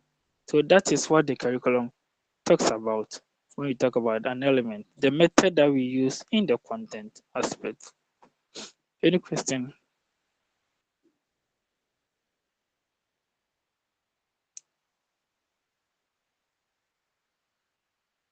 Any question, please? Please. Sir, please, you All can go right. ahead. All right. If no question, let me That move means you on. can move on. All right. So from the methods, we move on to the evaluation. The evaluation is used to select the appropriate content based on the aims and the objectives of the curriculum. So you select the appropriate aims and objectives of the curriculum. We have already gone through the aims and the objectives of the curriculum that in every curriculum developing, you need to get an aim, you need to get an objective to it. So you select the appropriate content based on the evaluation. So the evaluation simply means the assessing the purpose. Has we achieved it? Assessing the method. Was it achieved? Was it effective? Assessing the content itself. Was the content okay? So these are what the evaluation seeks to do. They also select appropriate methods to address the content and the purpose, like I said right now. I use lecture methods in teaching abstract concepts. Did they get it? No, they didn't get it. All right, then what do we need to use? Okay, in the curriculum, they said it explicitly that when you are dealing with abstract content or concepts, okay, use lecture method over there to explain it to the student. You use that one after the assessment, you got to know that the student didn't get it. All right. Then it is going to inform the selection of the methods, meaning if lecture method didn't help in the abstract nature, we need to move on to a different teaching method or teaching strategy, which is the whether using the audiovisual or using demonstration or using simulations. So it also helps in the selection of appropriate methods to address the content. Okay, again, check the effectiveness of the methods and learning experiences, the effectiveness of the method, like I've said right now. Again, check on the suitability and appropriateness of the curriculum in answering social needs. Remember that we said that the curriculum is developed based on social aspiration too. So social factors are also taken into consideration. At the end of the day, we evaluate and see, did we achieve what the society wants us to achieve? No. If we didn't achieve it, then we need to amend it. We need to know how to handle that aspect of it. So that is to check the suitability. Was it suitable? Was it appropriate in answering social needs? Then we go in that direction too. With the evaluation, what it also do is it gives feedback to planners, learners, teachers, and industries and societies. That's what the curriculum also does. It gives feedback to planners. Which planners are you talking about? We are talking about we are talking about please mute yourself for me. Please mute yourself for me. We are talking about those who plan the curriculum, who develop the curriculum. Those are the planners. Learners. Who are the learners? Now we talk about the student. We said it the last time we met. Talk about the student. They are our learners. The teachers, that's the facilitators. The industry, like someone said, asked, is curriculum only for schools? No, it's not for only schools. Now we are talking about industries over here. Now the industries we can, since we are doing this course, let's use the industry for the institution as the school and the society to still, the society is for the society because in curriculum development, you need to consider society as at large. So these are the evaluation. And it's also provide rationale for making decisions, right? For making changes in the curriculum. So rational reasons for making changes because at the end of the day, you got to know that the method was not effective, the teaching strategy was not effective, the content was not appropriate method or content that we use. The social needs was not suitable or the curriculum didn't suit the social needs. Then we have the room to make changes and amendment for the evaluation. So my um, one of you asked the question. So you've taught photosynthesis. You've given the question. You want the student to critically give advantages of photosynthesis.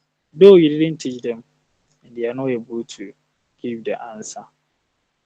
Um, doesn't mean that the content D was relating it to the content, but now let me relate it to the evaluation. Meaning, if evaluation after the evaluation, lesson was not successful, or it wasn't successful. So if it wasn't successful, we need to look through what causes it. Was it the content itself? Was it that the content was not broad enough to cover what you are asking? Or with the question that you gave, which is critically, wasn't it any wasn't there any content that you could have learned to give you the basis or the fundamentals to build upon to give that answer you the teacher was expecting from the student? If no, then we need to look at it carefully.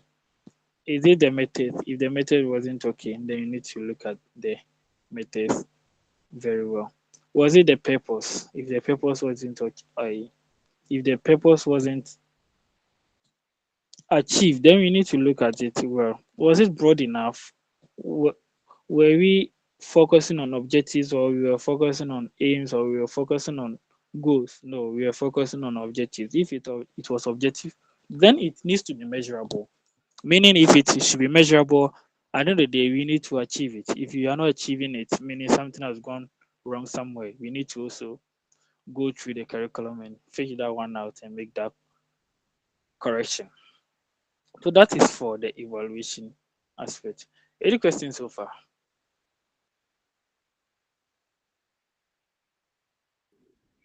Hello, Hello, I'm listening. Doc. Yeah, Doc. So on the question, I asked the question, and then you see, the question I was trying to, this is the question, and then I was trying to find out that, you see, when sometimes you want to see how the maybe application, let's say, for example, as you are teaching us, you are explaining terms and other things to us. But when it comes to assessment, like you are saying, you will not give us a direct question that we will be able to just say that this one is about content. So what I'm trying to find out is that in that sense, is like you said, is it the content that is deficient? Because let's say, for example, let me use another example. In the field of pressure, normally you use the high heels of the ladies and other things to teach high heels. In a question, they brought knife.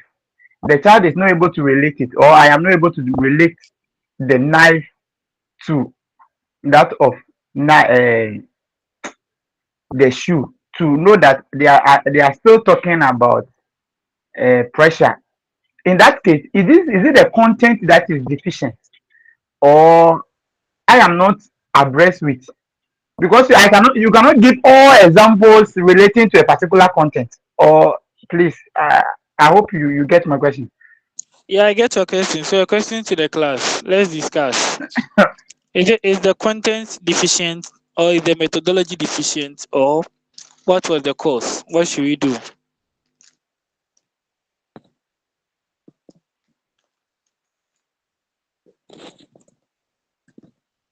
Okay, sir, please, my hand is up.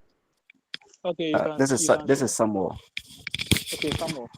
Yes, sir. Then say if I think the child is not able to relate, for example, as my brother gave an example about the high heels, and then you are bringing in a knife, then it means that the child should use the content of pressure, whatever you have explained. Pressure is force over area, to use it to explain that of the knife. That is applying it in other aspects or in other area where the child can be able to. So if I think the child is not able to do that, then it means that there's a deficiency somewhere that the child is lacking. And then you have to go over and then go and explain pressure very well, so that the child can be able to apply whatever you have been able to explain. That is So my he's my asking, is suggestion. the deficiency from the content or where? Yes, Is please. that That that's the is from question? the content. Yes, please. Okay, all right. I can see someone's hands Hello, up. sir. Samuel Abaka. Hello, sir. Okay. Yeah, Yeah. yeah, I'm listening. I'm Hello, listening, sir. Samuel. Samuel, I'm listening. I can hear you Yeah, clearly. I just spoke. I'm the one who just spoke. Okay. Then Edward. Okay. Sir, this is Festus. Sir, this is Festus. Okay, Okay, sir. Festus. Okay. Who is speaking? Cause I can't see Festus' hand up, but I Festus. can see Edward. I'm Okay, in, okay, I'm in, Festus. I'm in Okay, already. Edward is on the line. okay. Festus, let's listen to Okay, you. sir. Looking at what my brother said, now for me, I think is the methodology, the various methods that the teacher applied. Yeah, this afternoon, even some happened to me. I taught my learners nitrogen cycle, and we were explaining the processes, the various processes.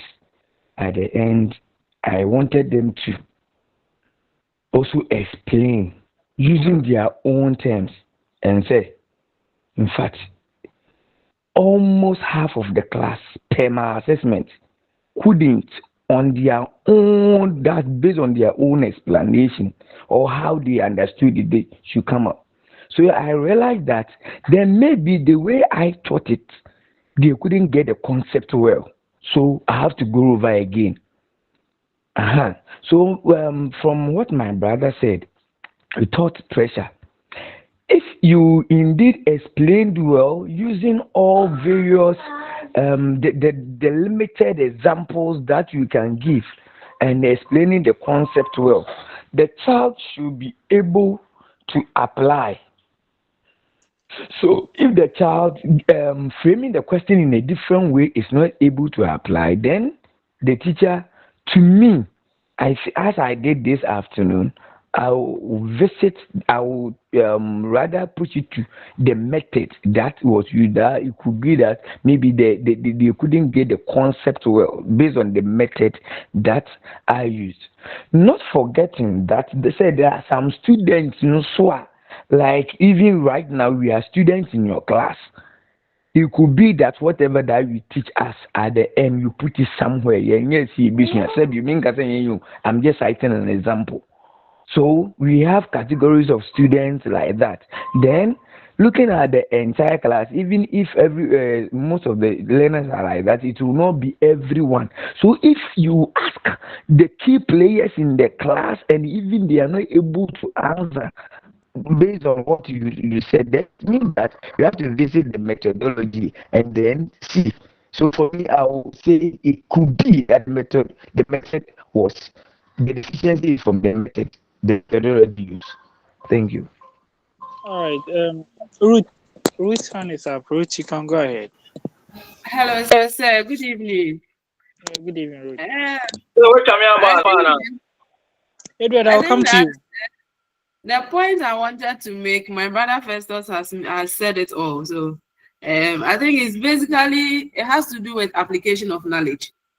And in science, I think with the old curriculum like this, there was a portion where you needed to write the application. So after the lesson, the child should be able to apply what he or she has learned in other areas of life. So if the child is unable to apply it, it basically means that he or she didn't get the concept. So that's what I would say.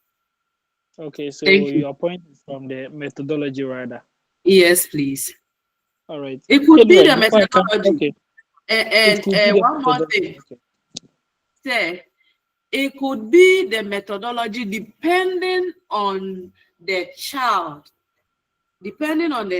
And when we write lesson plan, I think we usually say a pupil should be. So just as Festus said, if all the learners are not able to apply, then you can say that the problem is from you. But if at least a number of the learners are able to do it and then a few are unable, that one, it wouldn't be basically the methodology. All Thank right, you. thank you. Yeah, Edward, your hand was up, but you know. Yes, sir. I want to Yeah. add a little to what my colleagues just said. I want to tackle it from the methodology point of view. Okay. If the methodology does not have enough teaching aids, if you are not careful, you might think that it is not helping.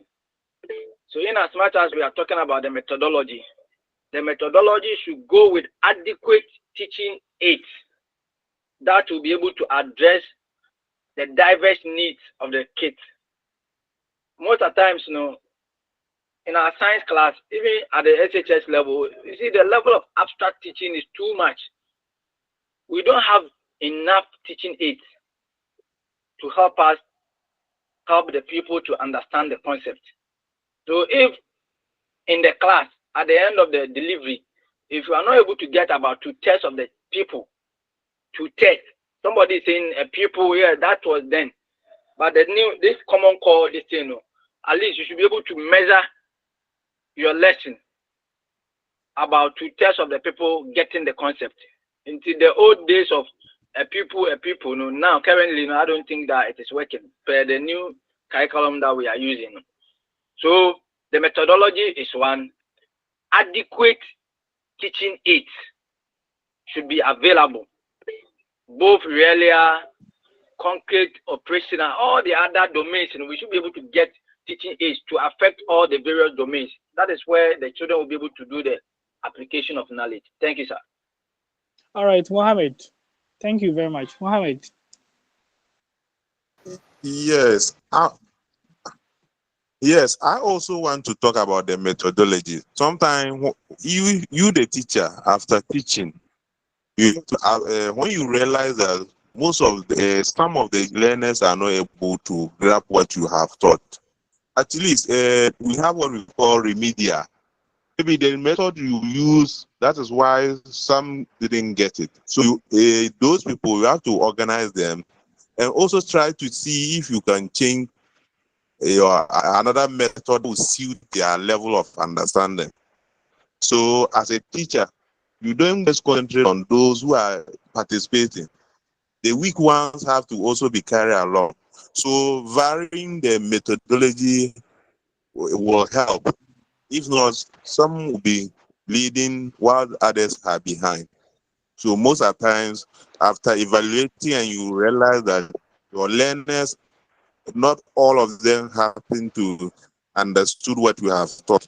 You have to find a term and give the weak ones remedial by way of looking at your methodology, or sometimes the nature, the timing will also count. For example, as a science teacher, you are teaching people a flowering plant in the dry season. So most of the time, it's like you are teaching them in abstract. So the timing also will also come in. Thank you. All right, Mohammed and Darius, thank you very much for your submission. So the one who asked the question, so like you've said, the Hello, Prof. methodology counts. And hello, I'm listening. Prof, please let me clarify before you come in to give us the final decision on that. So, Prof, please, I want to quick add that can you be very good at the methodology when you don't have in-depth knowledge about the content? Because sometimes you see we are all teachers. Sometimes the students will ask a question. You see the way you have patience for us to even deliberate on the question. Some of us we don't have that patience like that. The child asks a question and then you get infuriated. So can you have can you be more diverse in methodology when you don't have more content, or can you be have more content and then methodology will be deficient, so that you add all to it and then you give us a final verdict on my question. All right, let me answer that one. Harriet's hand is up, but since this one just came in, let me answer that one, and I'll give room to Harriet for her to contribute. If it's possible, you get the content, more content, but the delivery method of delivery becomes the problem. The method of delivery becomes the problem. So you can get more content. You are knowledgeable about the content, but how to deliver to the students for them to get it, that becomes a problem. That one is there. And in another case too, you can get less content, but the methodology or yeah, the methodology or the teaching experience might be high. But so at this point, and that is when you brought a question that the student will ask a question and you become furious. Yeah, it does happen. That is when the student is dragging a question to where you have less knowledge about it, and you think you're going to fumble and you're going to disgrace yourself. That one, most teachers use, most teachers use as a defensive mechanism. Yeah, for that one, I am aware. They use it as a defensive mechanism. But since you have, once you have less knowledge about it and the person asks a question, it could be that the person who even asking the question knows it, but wants you to um some might test you fine, they are there. Some might test you. Some too they know, but they want clarity, they want assurance, they want confirmation, they want to confirm whether it's true or false. So but that one is a huge problem when the content is And less it's and less and the the methodology methodology is is high. high. Yeah. All right. All right, Harriet hand was up. Yes, please. Hello, sir. Yeah, I'm listening. Harriet, your hand was up. I wanted to make a final verdict, but your hand was Oh, up, so you can yes, make sir. your contribution. I also wanted to add that sometimes it is not all about the methodology. It is about how the mentality of your pupils are also, you have to take them into consideration. Sometimes you go to the class and then you see that from the beginning the class is bored. So you have to uh, get so much activities that will bring people's interest in whatever you are going to teach before you even start. Because if you don't do that and you start teaching, you may teach everything with a good methodology, but the children will not grasp it. Yes, and this time, these modern children, we teachers are having a very big problem. You go to class, you go with enough TLMs. Just Wednesday, last week Wednesday, I was teaching Form 2, prokaryotic and eukaryotic cells. I brought these drawings there.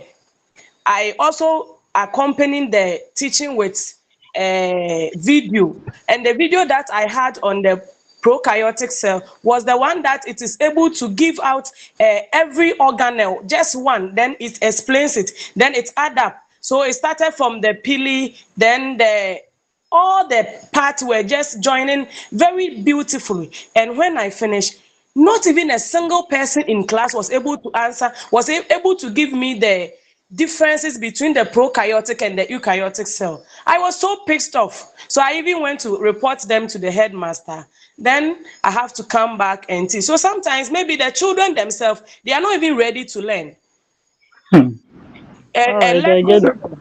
Okay. yes, a lesson with videos, with charts, with pictures and colorful ones, and after that the children were still sitting there.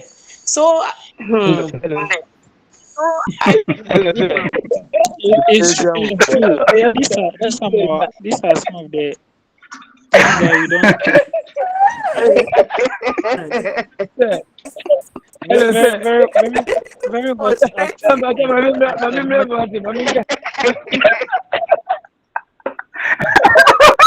okay, you can in Hello, fact, sir. in fact, this is the reason why I am doing this switch, because I want to switch from the basic to the secondary school. That's my only reason. Because for the past 1 year, Madam, everything and now, wow. I When you am walk home. home, say baby, one hour, Hello, sir. one emefa. And bro, it's not easy for the all mass, right. and I always ask, All right. questions. If it is only the signs that the children Judas. were not picking, and all of them are Now, having the there same be, problem. All the teachers, there be, if SSS Okay. now. And young crowd, we are never. there be me kwa to different person. Hello, hello, my dear. The Joseph, I thing can is, my dear. Pictures and colorful ones. My dear. After that, the children The whole you cannot run away from the problem. Hello. You Hello. need to face the problem, then you address the law of readiness. The law of readiness plays a key role over here.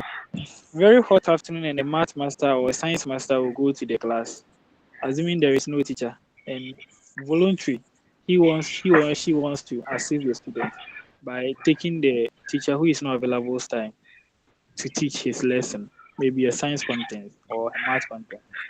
If we see that the students are not ready, so if Hello, you sir. prepare them for them to be ready and they are still not ready, I suggest that you don't go ahead because you finish teaching and you waste your time, but they are not ready. So law of readiness play a key role over here. And once the students are ready in the schools, you see it over there. Once the students are ready, they will even come and call you. They will come and call you, say, madam, madam, madam, this teacher did not come to school, or this teacher has gone to town, or this teacher is not around. Oh, this teacher, I know. You see, you get some students, the teacher will be around, oh, other subject teacher will be around. They will say that, oh, this teacher there, he's not serious. Maybe he will not come, so you can come and take over. You see, their readiness is there. But in the case where their readiness is not there, you go with all your TLMs, everything with your videos, maybe extra videos, like you are saying, more videos, very nice. It add up, add up, add up, add up. But they won't listen to everything. That's okay. So sorry once again for that. I think the law of readiness should be applied over here. Yeah. Oh, I Okay, can see sir. more hands. I can see more hands, but we need to continue to our our slices bunch. Harriet, my Let me buddy, take your time, okay? everyone has spoken. I think I'm getting the old Well, I'm hands. So looking. I'm not going to go into one Looking. again. I'm getting the older hands. Gideon has spoken, Edward has spoken, Mohammed has spoken, Kafui Mercy has spoken. If new hands join or raise their hand, I'll call the person. Speaking. It seems the old hands are still raising their hands. Yeah. So I want new hands to join. Yeah, sure. All right, so let's come to our brother's question. So, like we said, the content, the content has not done anything. The content has not done anything. You see, the cells Madam was talking about right now, the prokaryotic cells and the eukaryotic cells, when they still go to the senior high school, they will still learn it. When they still go to the university, they will still learn it. You see, even the university, if it's first degree, they will learn it. If it's the senior master's aspect, master's level, they will still learn it under the biology aspect of it. So it's the content, but each and every level and where they are supposed to learn. That is why we have objectives for it. So the question that you ask them, that you want them to apply, is it above the scope? Is it within the scope? If it is within the scope, then we know that, oh, the methodology wasn't okay. We need to visit the methodology, because once the content has been divided for you or has been stated for you that handle this, handle the definition, handle the process, and handle the advantages only. That is at the level, that level, the scope of it. That is where they want you to focus. The same curriculum at the senior high school will also expand that same content with the same time. Then they will add up. Okay, now this time around, state the mechanisms that occurs, state the if enzymes are in, state the enzymes, their rules. You see, they will be adding up, adding up, adding up. But when you throw a question to the student to think critically, and the answer the student is supposed to give, already you, the teacher who is giving the question, knows the answer.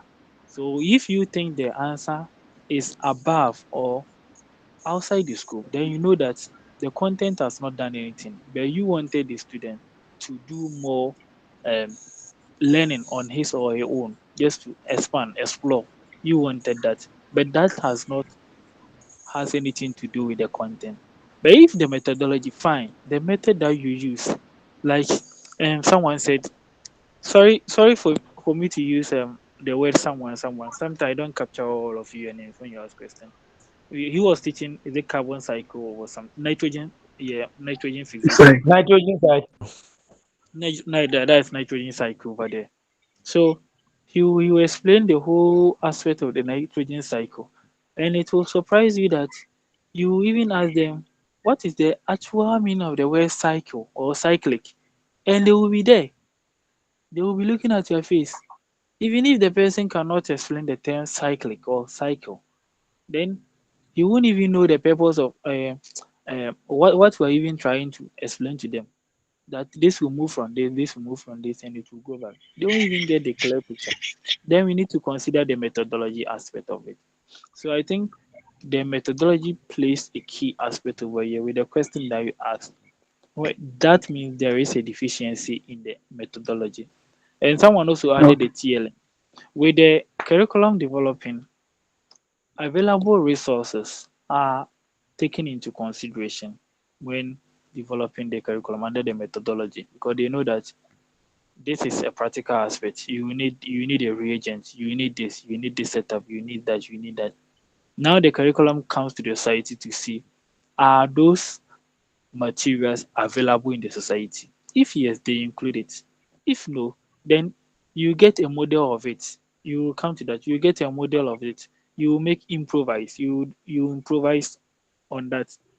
So you want a beaker. What do? You have a bottle over there, you just cut off the top, then you use as a beaker. So you do the improvisation over there. It doesn't mean that the beaker wasn't available to you, but it was available using the society. It's available to different school, but in your school, maybe it's not available. So you see some schools they go to borrow apparatus from other schools, and that is also acceptable.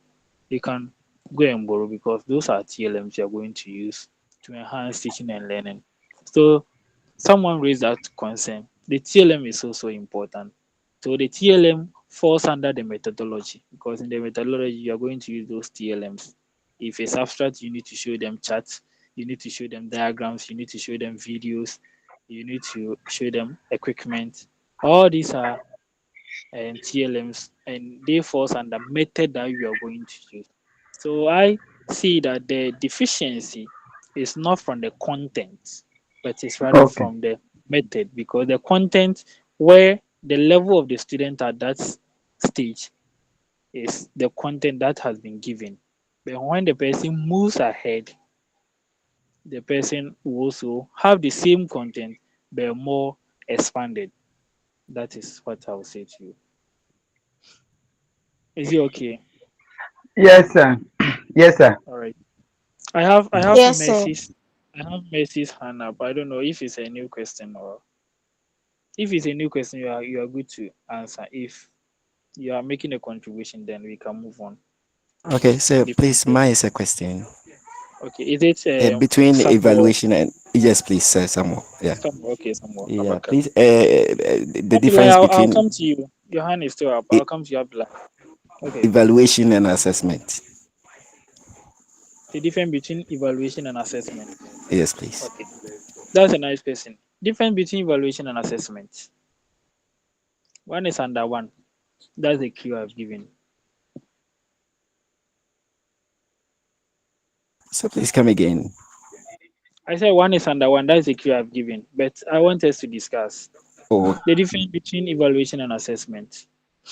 Assessment falls under evaluation. All right. Is any other? Yeah.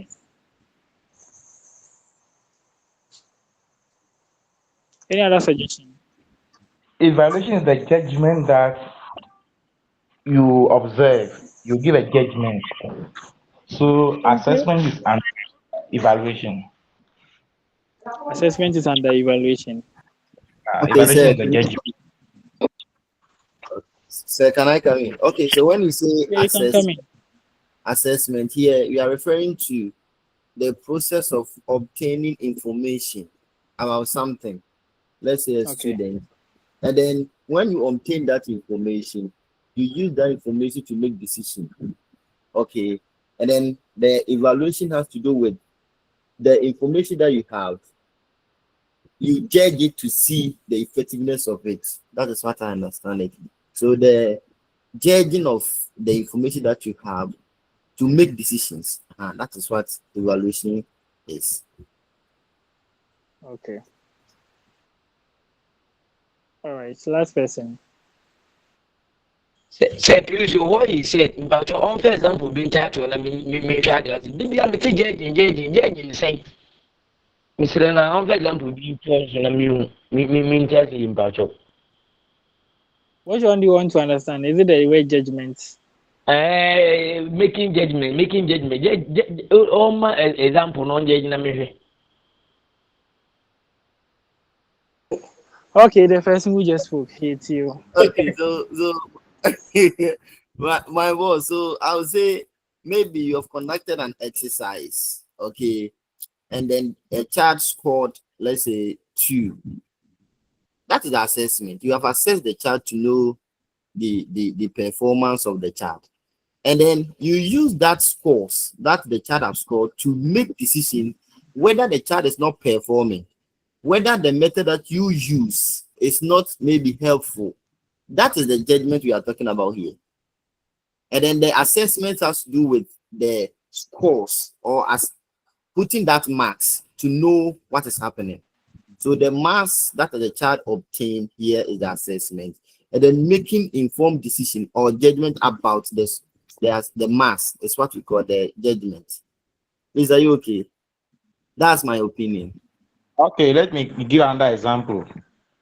Let's say Doc gave us a quiz, and let's example all of us scored below 10 over 20. So now Doc is going to sit down and ask whether we did not understand his teaching or what is the problem. From there, you make a evaluation that, okay, I need to go and take this lesson again on this course again with these people based on the marks that we obtain from the quiz. I think that one too is okay.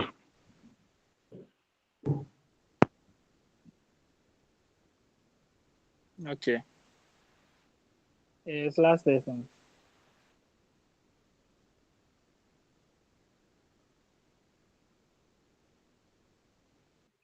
Hello.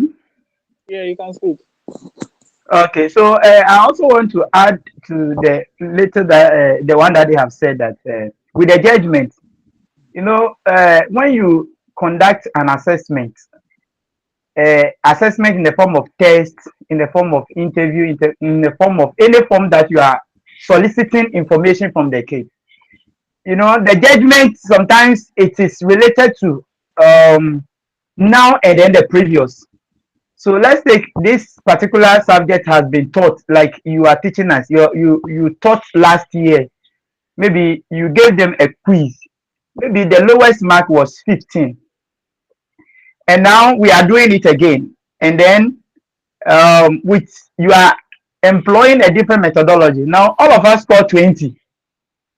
Then you are going to make a judgment to know that, okay, with comparing last year student and then this year student got the concept better, maybe with the methodology, because you have the you are having the experimental kits.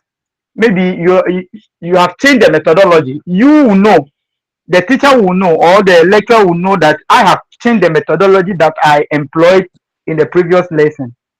And so that is the judgment that I'm trying to just bring on board. Or a child who always scores 0, but this particular concept, after explaining it, the child is able to make 2 out of 10. But previously, all subjects or all content that you teach, the child is making 0. So you make a judgment that this child has gotten the concept that you have taught now better than the previous ones. Thank you. All right. So when we say we are assessing and when we say we are evaluating, what are the difference? Have we stated the question? We are assessing. We are evaluating. When you are speak, please, can I Yeah, speak? yeah, you can speak, please.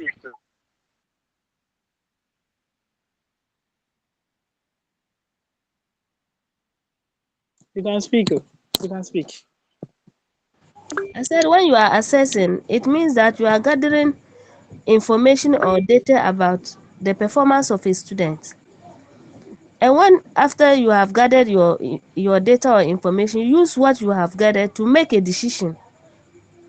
Let's say this child has passed, this child has failed. This is the mark I expected, not less, not more. Then in that case, you are making a decision based on the information you have gathered. Let's say what we do in our classrooms, you are giving exercises, class tests. At the end of it, you know what your child has gotten. Then you use what the child has gotten to make a decision as whether the child has passed or not, so that it will guide you, the teacher, to either repeat the lesson or continue with your lesson. Thank you. All right, thank you. So with the Yeah, thank you assess, very much. I've some understood. you've understood. Sure. Then the normal one you should not make a judgment too free. Oh no. Not All yet, right. So sir. the person who has the actual question, which is the assessment and the evaluation. So like we said, the assessment, you gather information um, about your students with their scores, everything, every information you gather about them. That becomes the assessment, and the evaluation, you make the decision. So the decision becomes the judgment. You make that decision that this class is better than this class A is better than class B. Okay, class A students A, B, C are better than students C, D, E. That is decision. That is judgment that you are making based on the evaluation that you evaluated them. So that's the clear difference over there. Okay, so I'm very clear now. Okay. Thank you. All right. Still hands are up. Okay, Janet. Let me take the last person. Janet. I think Janet is the last person. Is it a contribution or a new question, Janet? I had wanted to contribute. Okay. You can still add your voice. Then What we draw the curtains what on that. what what I was going to say is said. Okay, you said okay. All right. So a good teacher will say, then repeat the same thing or repeat what has been said. Maybe other people were not able to get based on it because of network. So just repeat it and let them get it. I should repeat. No, what you wanted to say, just say so that you all get benefit from it. An assessment is taking information about the child, while evaluation is to make judgment about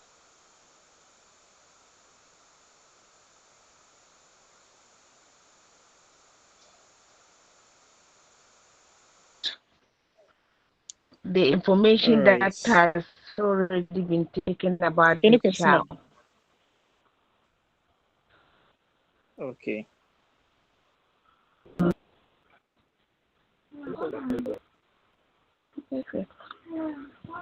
All right. Thank you.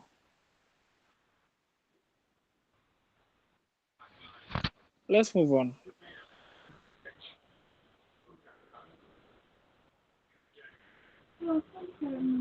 So in conducting evaluation, judgment must be made regarding the following. When we want to make evaluation, we need to consider the following, taking them into consideration. Input, the means, content, outputs, outcomes of the whole lesson process. So the input here, we talk about what goes in when we are making um, judgment, what goes into the whole thing that you are doing, the actual thing that goes in, that becomes the input. The means here, we consider the teaching methods, the means of the means how you did it, how did you go about it, that becomes the mean, the method that we use over here. And the content that you said, the actual thing that we are doing, that becomes the content. The output, we have two things over here. We have outcomes and then we have the output. The output, what the student achieves, what the student achieves, that becomes the output. And the outcome, what the um what the student achieve or the learner achieves, that can be applied in the real life setting, in the real life situation. So the output is within the classroom, the outcome, that is a broader in the real life setting. What is the outcome? What has the student or the child achieved? That becomes the outcome. Let me go over. The input is what goes in. The means how. Means is what we are talking about, the what methods we used. Means what are the various methods that the various methodologies, the various learning experiences that we use. That are the means we use in evaluating. Then we come to the content. The content, we talked about what's the actual thing, what we talked about. If it's photosynthesis, that becomes the content. Then we evaluate the actual content, the evaluation. We evaluate the actual content, which is the photosynthesis. We evaluate their process. We evaluate the advantages. That are the things we take into consideration. We also evaluate the output. So we've given them the content. They've been able to define, they've been able to explain or show how the whole thing occurs. That is the output. They're able to achieve it, achieve the objective. Meaning, if the objective was set to say that at the end of the lesson, the student will be able to state or list or show the process photosynthesis occur. That becomes the output for the student. Now we come to the outcome, which is still achieved, but this achievement, we can apply this achievement in a real life situation. In a real life situation. For instance, I want to give a practical example. We are talking about mixture. In a mixture, we are talking about immiscible liquid, which is liquid mixture. They cannot mix completely. Then we cited an example, a specific example in the class. That in our lesson, though, that was what we wrote in that you use example A and example B. At the end of the day, what was the outcome? Was the student able to achieve that example that we use? If you're using um, an example, a clear example like kerosene or oil and water, they are two liquids. They didn't mix completely. That was an objective. That was an objective that we wanted the student to achieve. At the end of the day, during the evaluation, were they able to achieve it?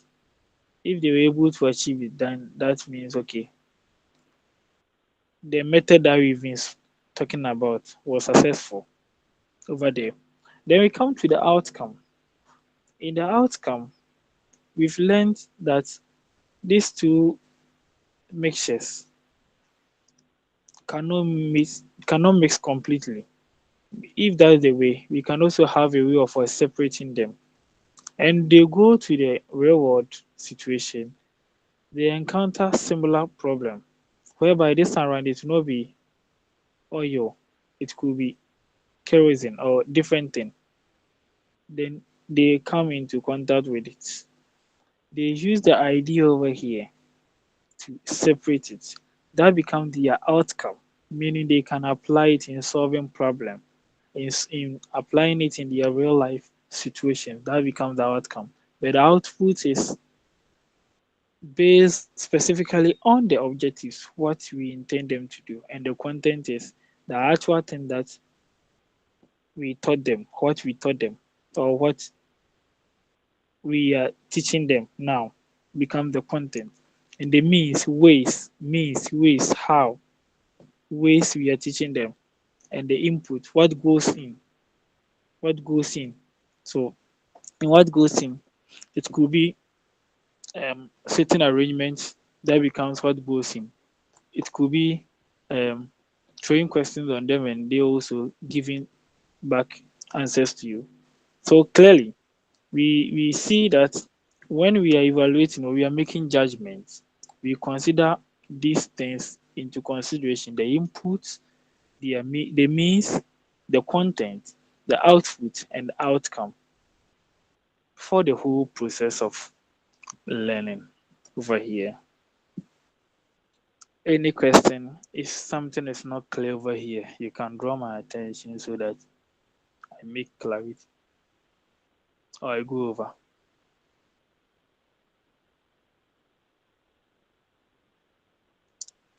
Is someone's hand up?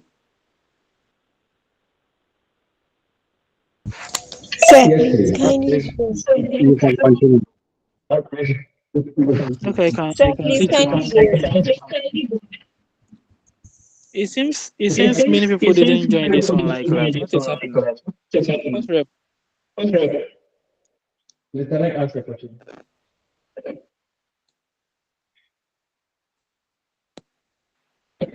Say, my hand is up, Edward. Edward. Please, can I ask? Yeah, Edward, I'll call you. I want to ask something from the course rep. Course rep, is she on it or is off? Yes, she's on it. Course respond. Yeah, course rep, you can That's speak. What is happening? I was checking the attendance. It seems few people joined. Say we are here. I think How many we people got are on it? 7 for so now far. 68. How many? We are about 68. 68. Yes, please. 58 or 68? 68. 68. Okay, then that's fine. I was not getting the figures. That's fine. Edward, you're off. You can come again. But Kwame, I can take on for now. Yeah, sir, I was saying that I just wanted to add up to what you were saying. Okay. Hello, sir. Okay, you can add up. You are listening. Okay, yeah. Like you were rightly saying about the output, that Okay. the output is the achieved objective. Then the outcomes are the desirable change in behavior that Okay. is accepted in the society. Is it All okay, right. sir? Yeah, it is okay. Because, like you said, the outcomes are the things we expect the children to exhibit outside the school. Yes. That is positive in the society. So that's why I'm terming it as the desirable change in behavior that affects society positively. All right. Thank you for your contribution. Yeah, now I can take Edward's own. Edward, you're off though, but I saw your hand up. I'm the one that just Edward is the one who just spoke. Okay, then let's go to Kwame and Free. Yeah, so please, thank you. Because I wanted to ask if the core competencies fall under like which part of the elements in the curriculum where the core competencies falls under.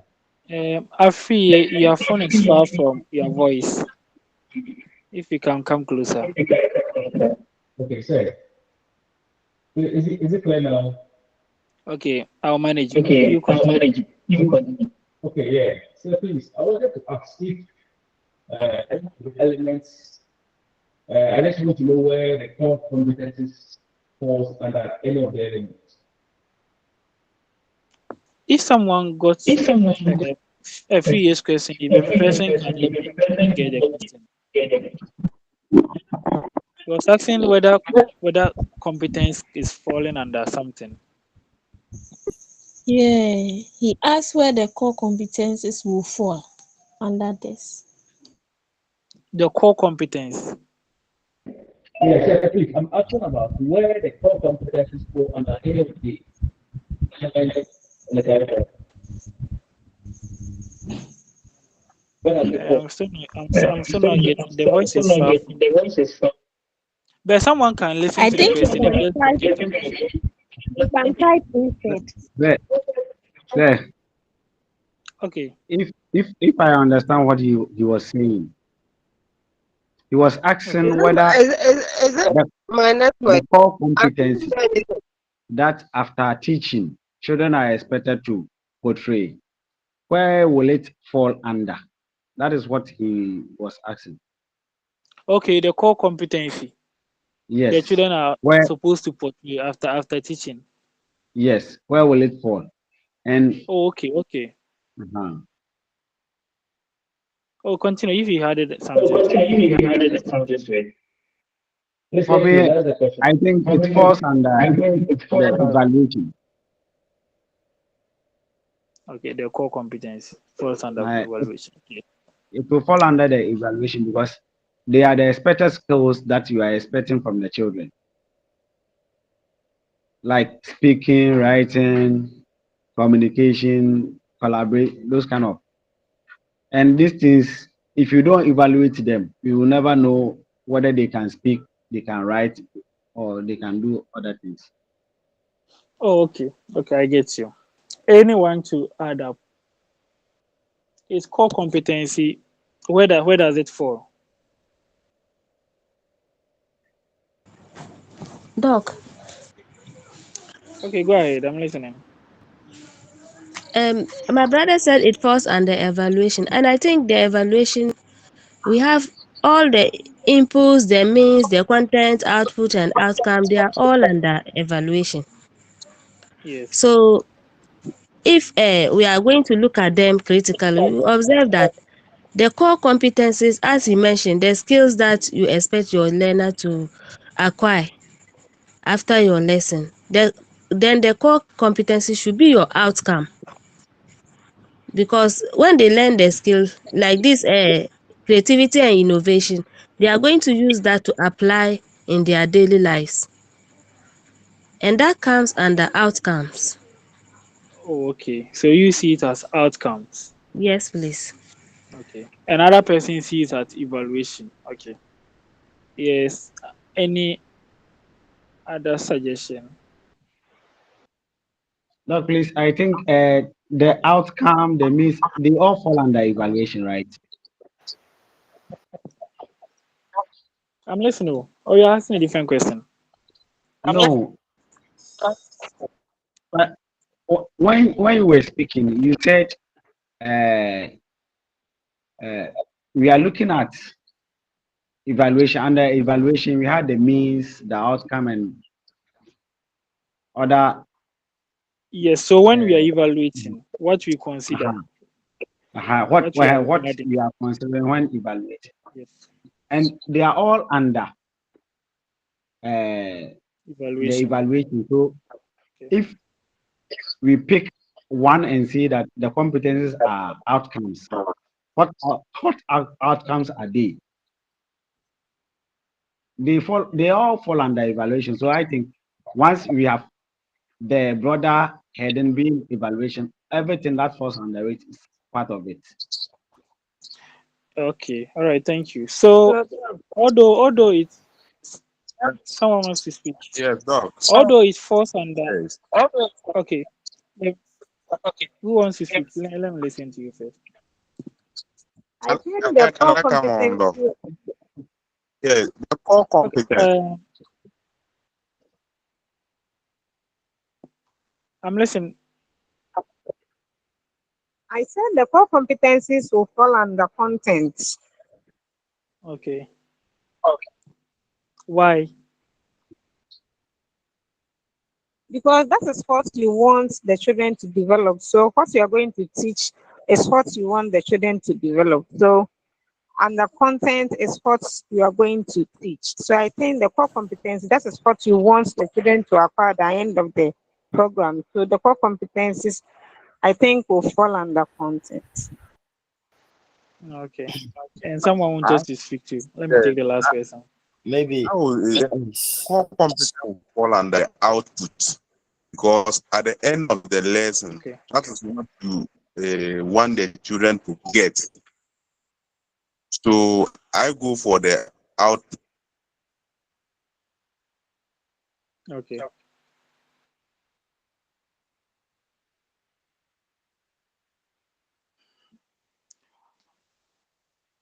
Are you done speaking? Hello. Yes, Doc. All right. So since someone made a contribution that it all falls under evaluation. Yes, it's true. All falls under evaluation.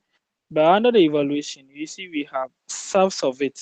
We have the inputs over there. We have the means over there. We have the content. We have the output and the outcomes. So at least we need to have where the core competence actually falls under. Though in the broader aspect, it falls under evaluation.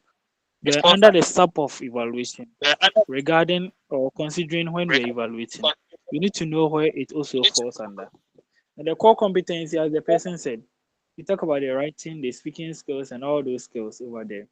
You see, when you are teaching, in your objective, you will state, I know that at the end of the lesson, the student should be able to write A, B, C, D. That is it. Or the student should be able to pronounce a certain word whereby you bring the word on board.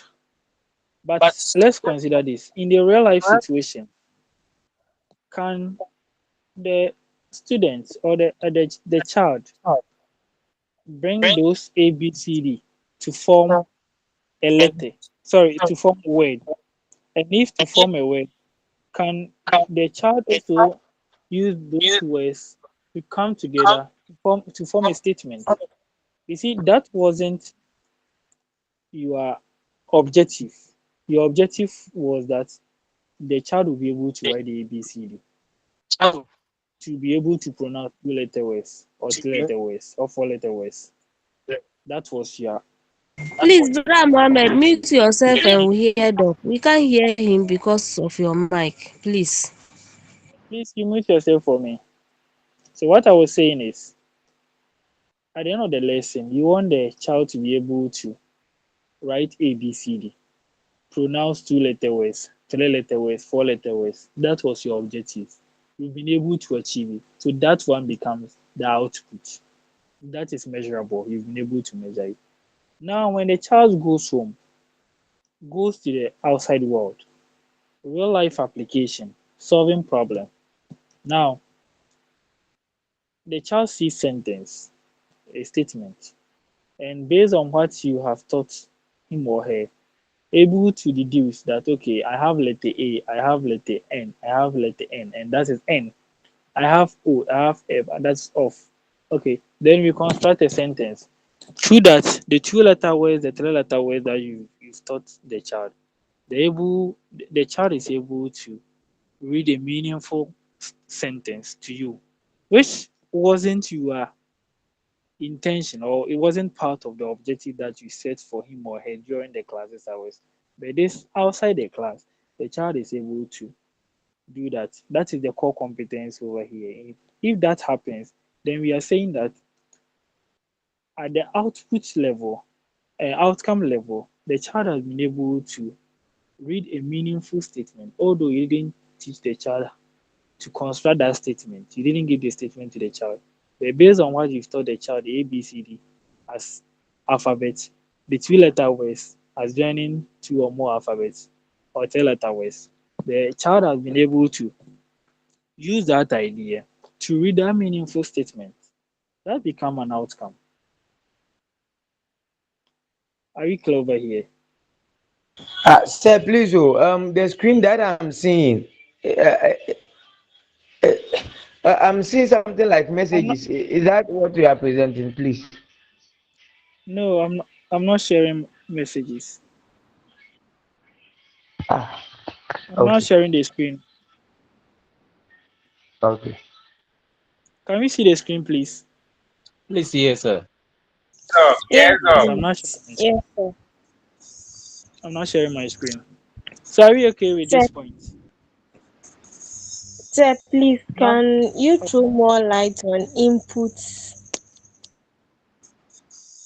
Okay, only input or the others. Just All input. the others. All the And the others. means, Okay, so the the input input and the means.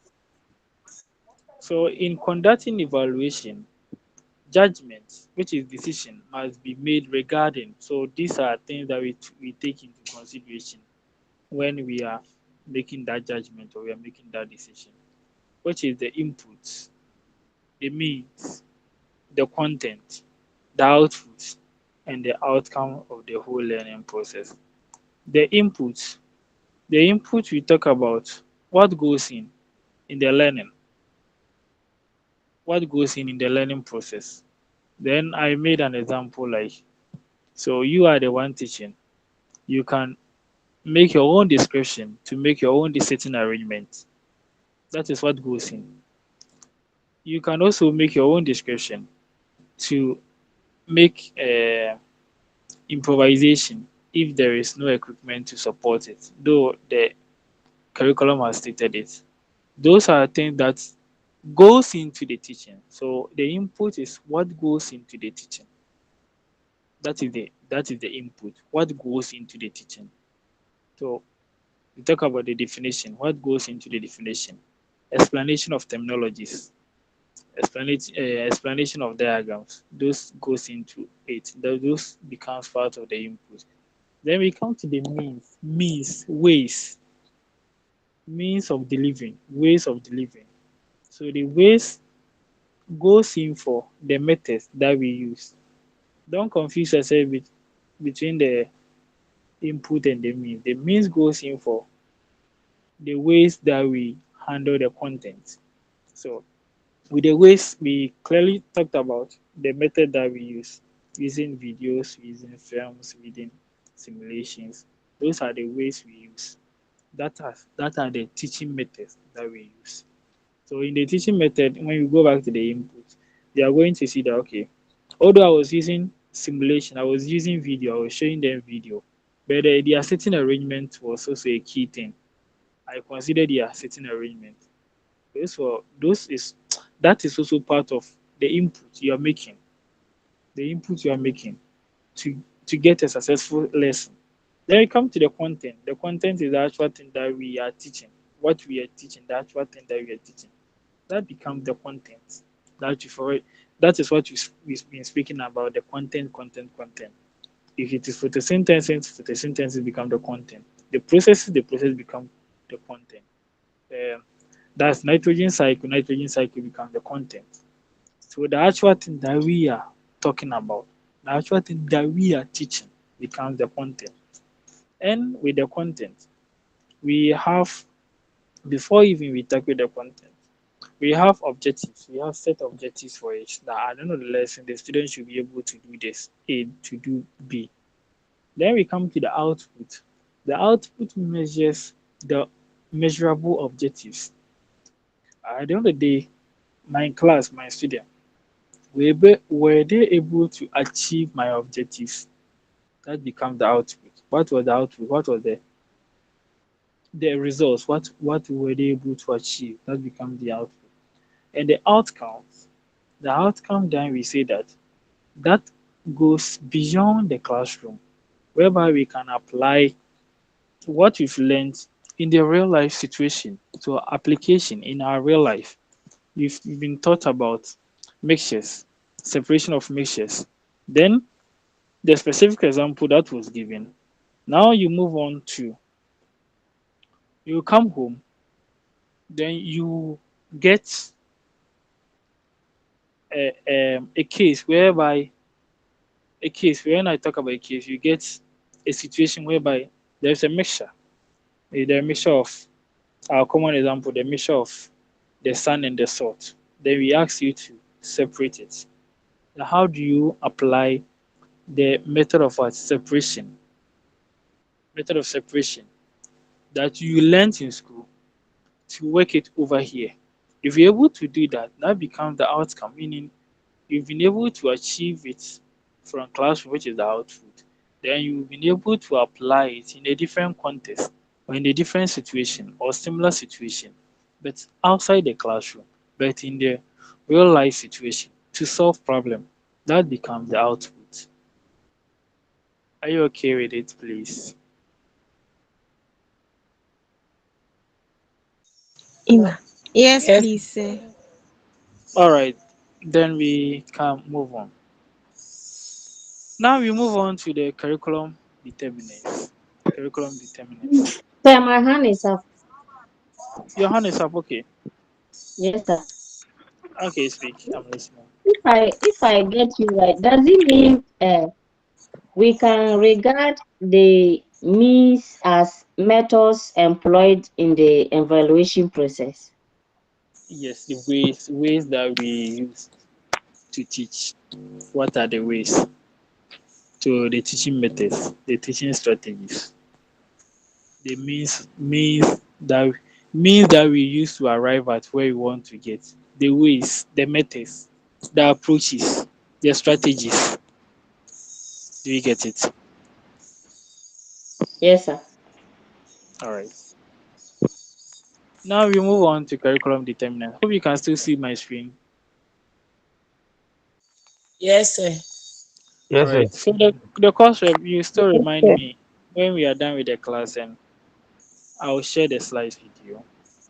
Let me make this quick announcement.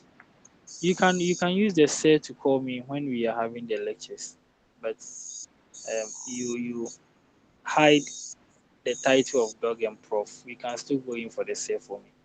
I'll be much happy with that. So if you can do me the honor to use the sir for me instead of dog and prof. Sir, I didn't get you clear. I was saying with the title, I'm much specific about the title. If you could use the sir for me instead of the dog and the prof, I prefer the sir.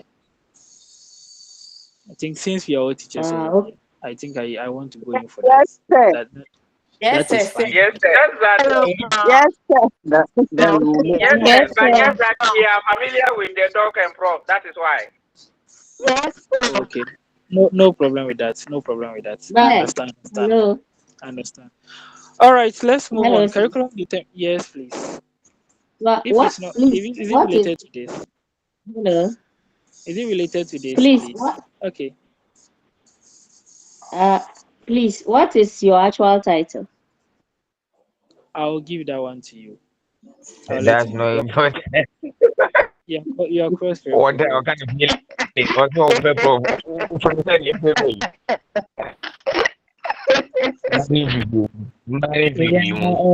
Yeah. All right, so curriculum determinants. Curriculum determinants. When you talk about curriculum determinants, they are factors, they are conditions, they are situations that affects affects other ways that influences curriculum. So when curriculum developers are developing the curriculum, these are factors. These are um, things that affects or influence the curriculum developing. We call them the curriculum determinants. They are factors simply simply put, they are factors that influences what curriculum developing. And we have these six factors over here. You have the political factor, we have the social factor, we have the economic factor, and you have technological factor, environmental factor, learner or child psychology. These are factors that are taken into consideration. These are curriculum determinants. Let me make my point clear. These are curriculum determinants that are taken into consideration when you are developing a curriculum. So we can't develop a curriculum without these determinants. So in our English words, determinants, they determine something. But though we can't use those ones to define it, but we can say that they influence curriculum when the curriculum developers are developing it. Now we take them one by one. We take the political factor, From there, we move on to the social factor in a step-by-step way, as it's listed over here. Let's start with the political factor. When the curriculum developers are developing a curriculum, there is no way politics doesn't come to play. In this era we are in, politics has taken place everywhere, including education. So in education too, politics has taken place.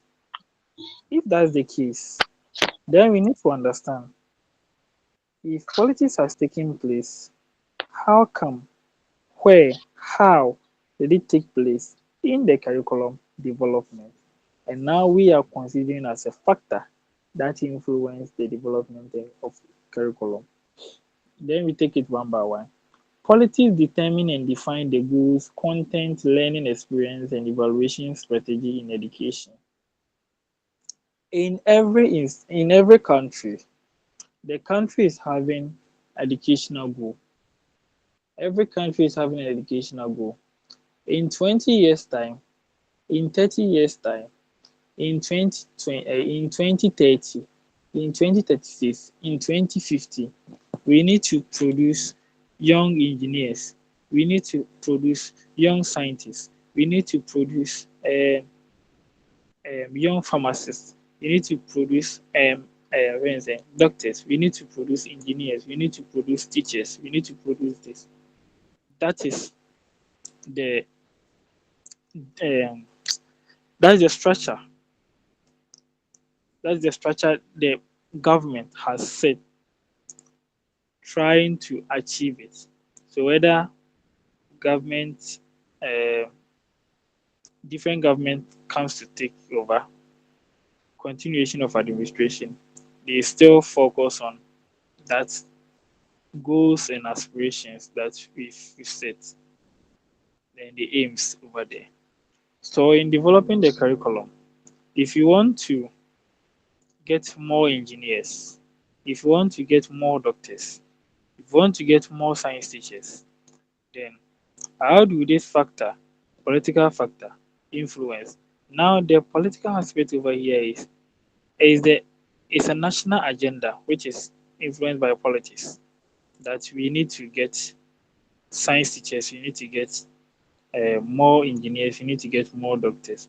If that's the case, when we are developing it based on the aims of the government or the country, we need to factor in STEM education. So in the curriculum developing, we need to bring what we call what the STEM what education.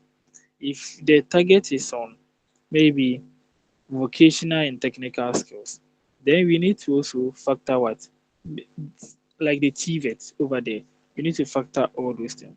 So it's a political idea that shapes, that influences, that directs when the curriculum developers are developing the curriculum. So curriculum materials and their interpretation are usually heavily influenced by political consideration. This political consideration, we can talk about um, change of government. If the new government will come, will tell you that okay, um, this is the policy I'm bringing on board in education system. If that is the case, we need to develop a curriculum to suit it. That is a political influence. That is a political factor. I want more teachers. If I want more teachers, or you want more science, let me be specific over here because we're relating ourselves to science. If I want more science teachers, then I need to okay bring in STEM courses or STEM programs or STEM content in the curriculum so that the teachers will be abreast with that, will be familiarized with that, will be educated on that. Then they can meet what we need as a society. Now the country tends to be the society, and the aspiration of the society is also taken into consideration.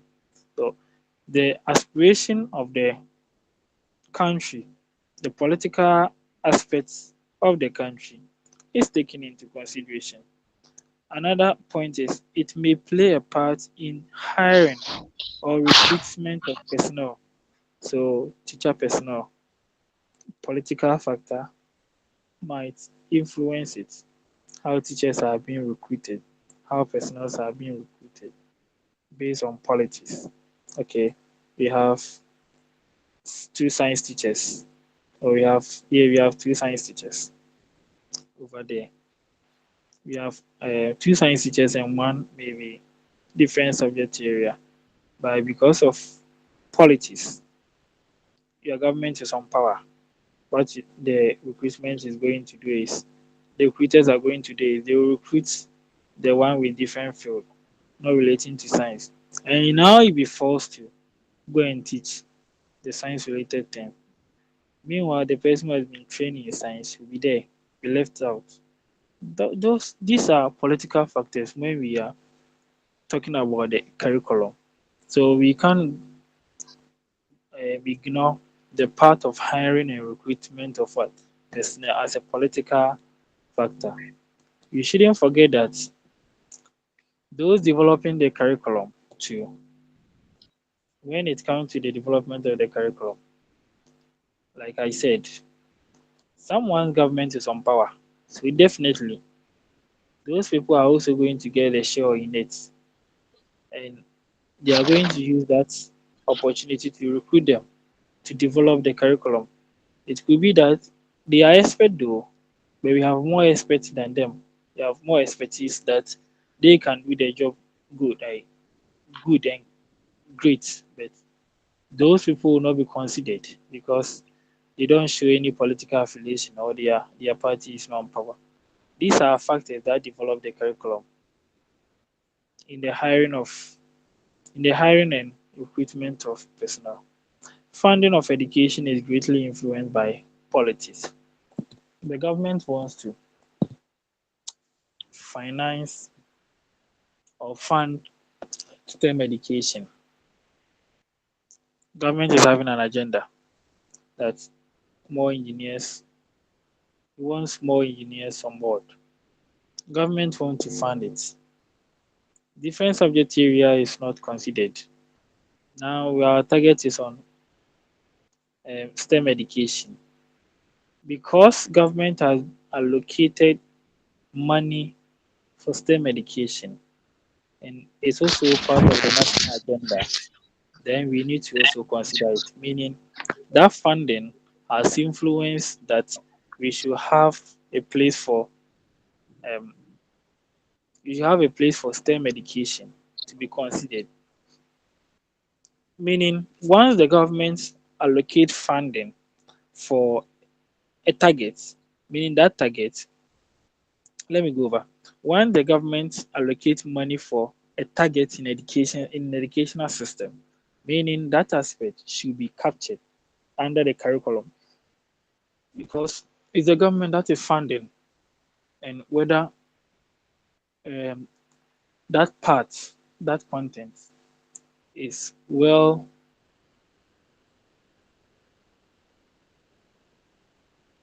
but we don't need that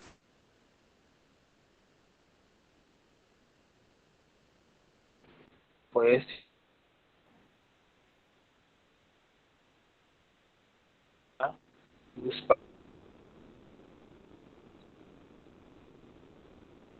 Entry into the um,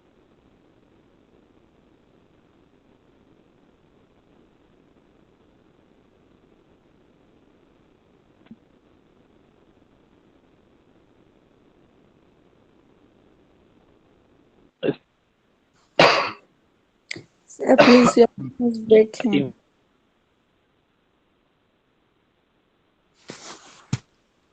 Hello, sir.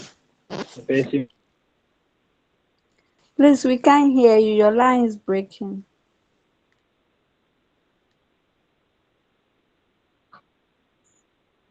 don't meet those requirements, but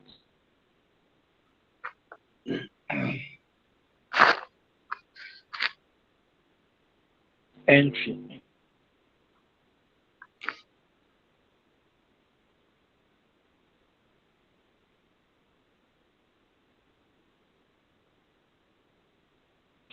Other institutions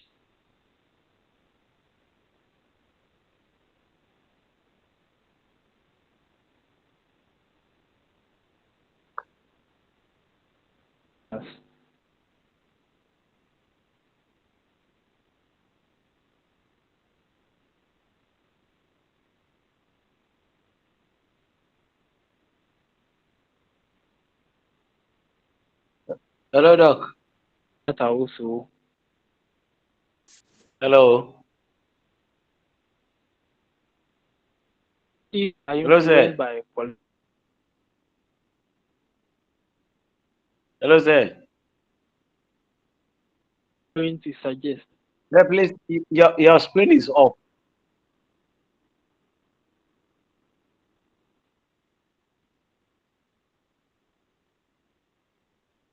to the will of your mouth.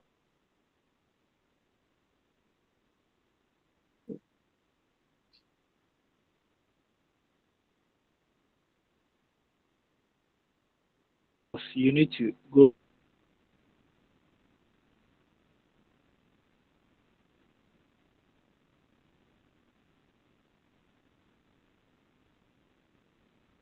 highly influenced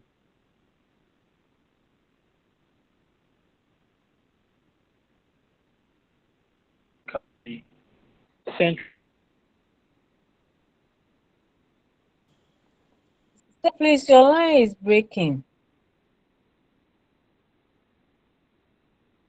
centralized, whereby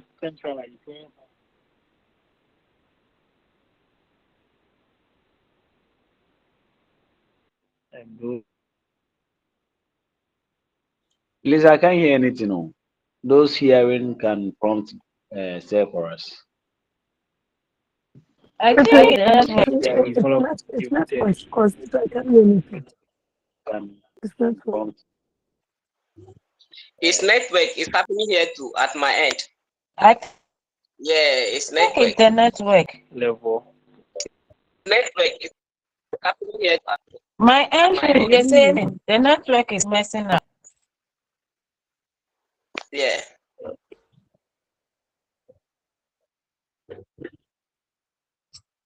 These are someone I think he's presenting again.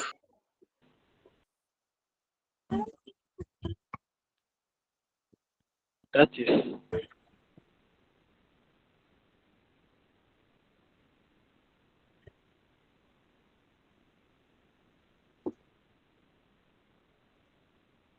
serious. Let's also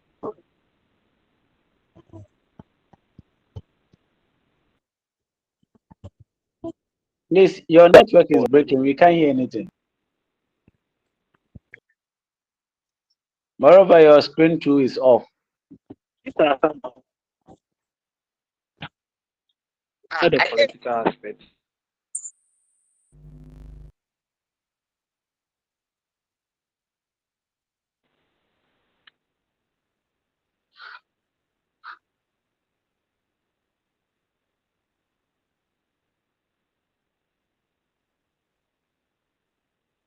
Any question?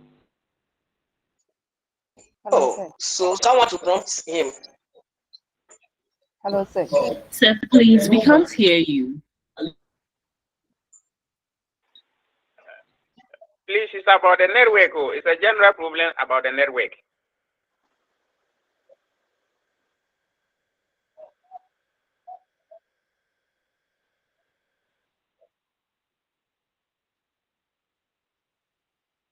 Interrupted. Yeah, he's speaking. We are so we need to alert him so that maybe he will stop.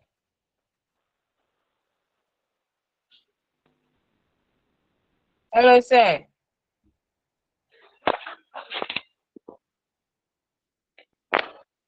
Can you continue, please? Please, the network is bad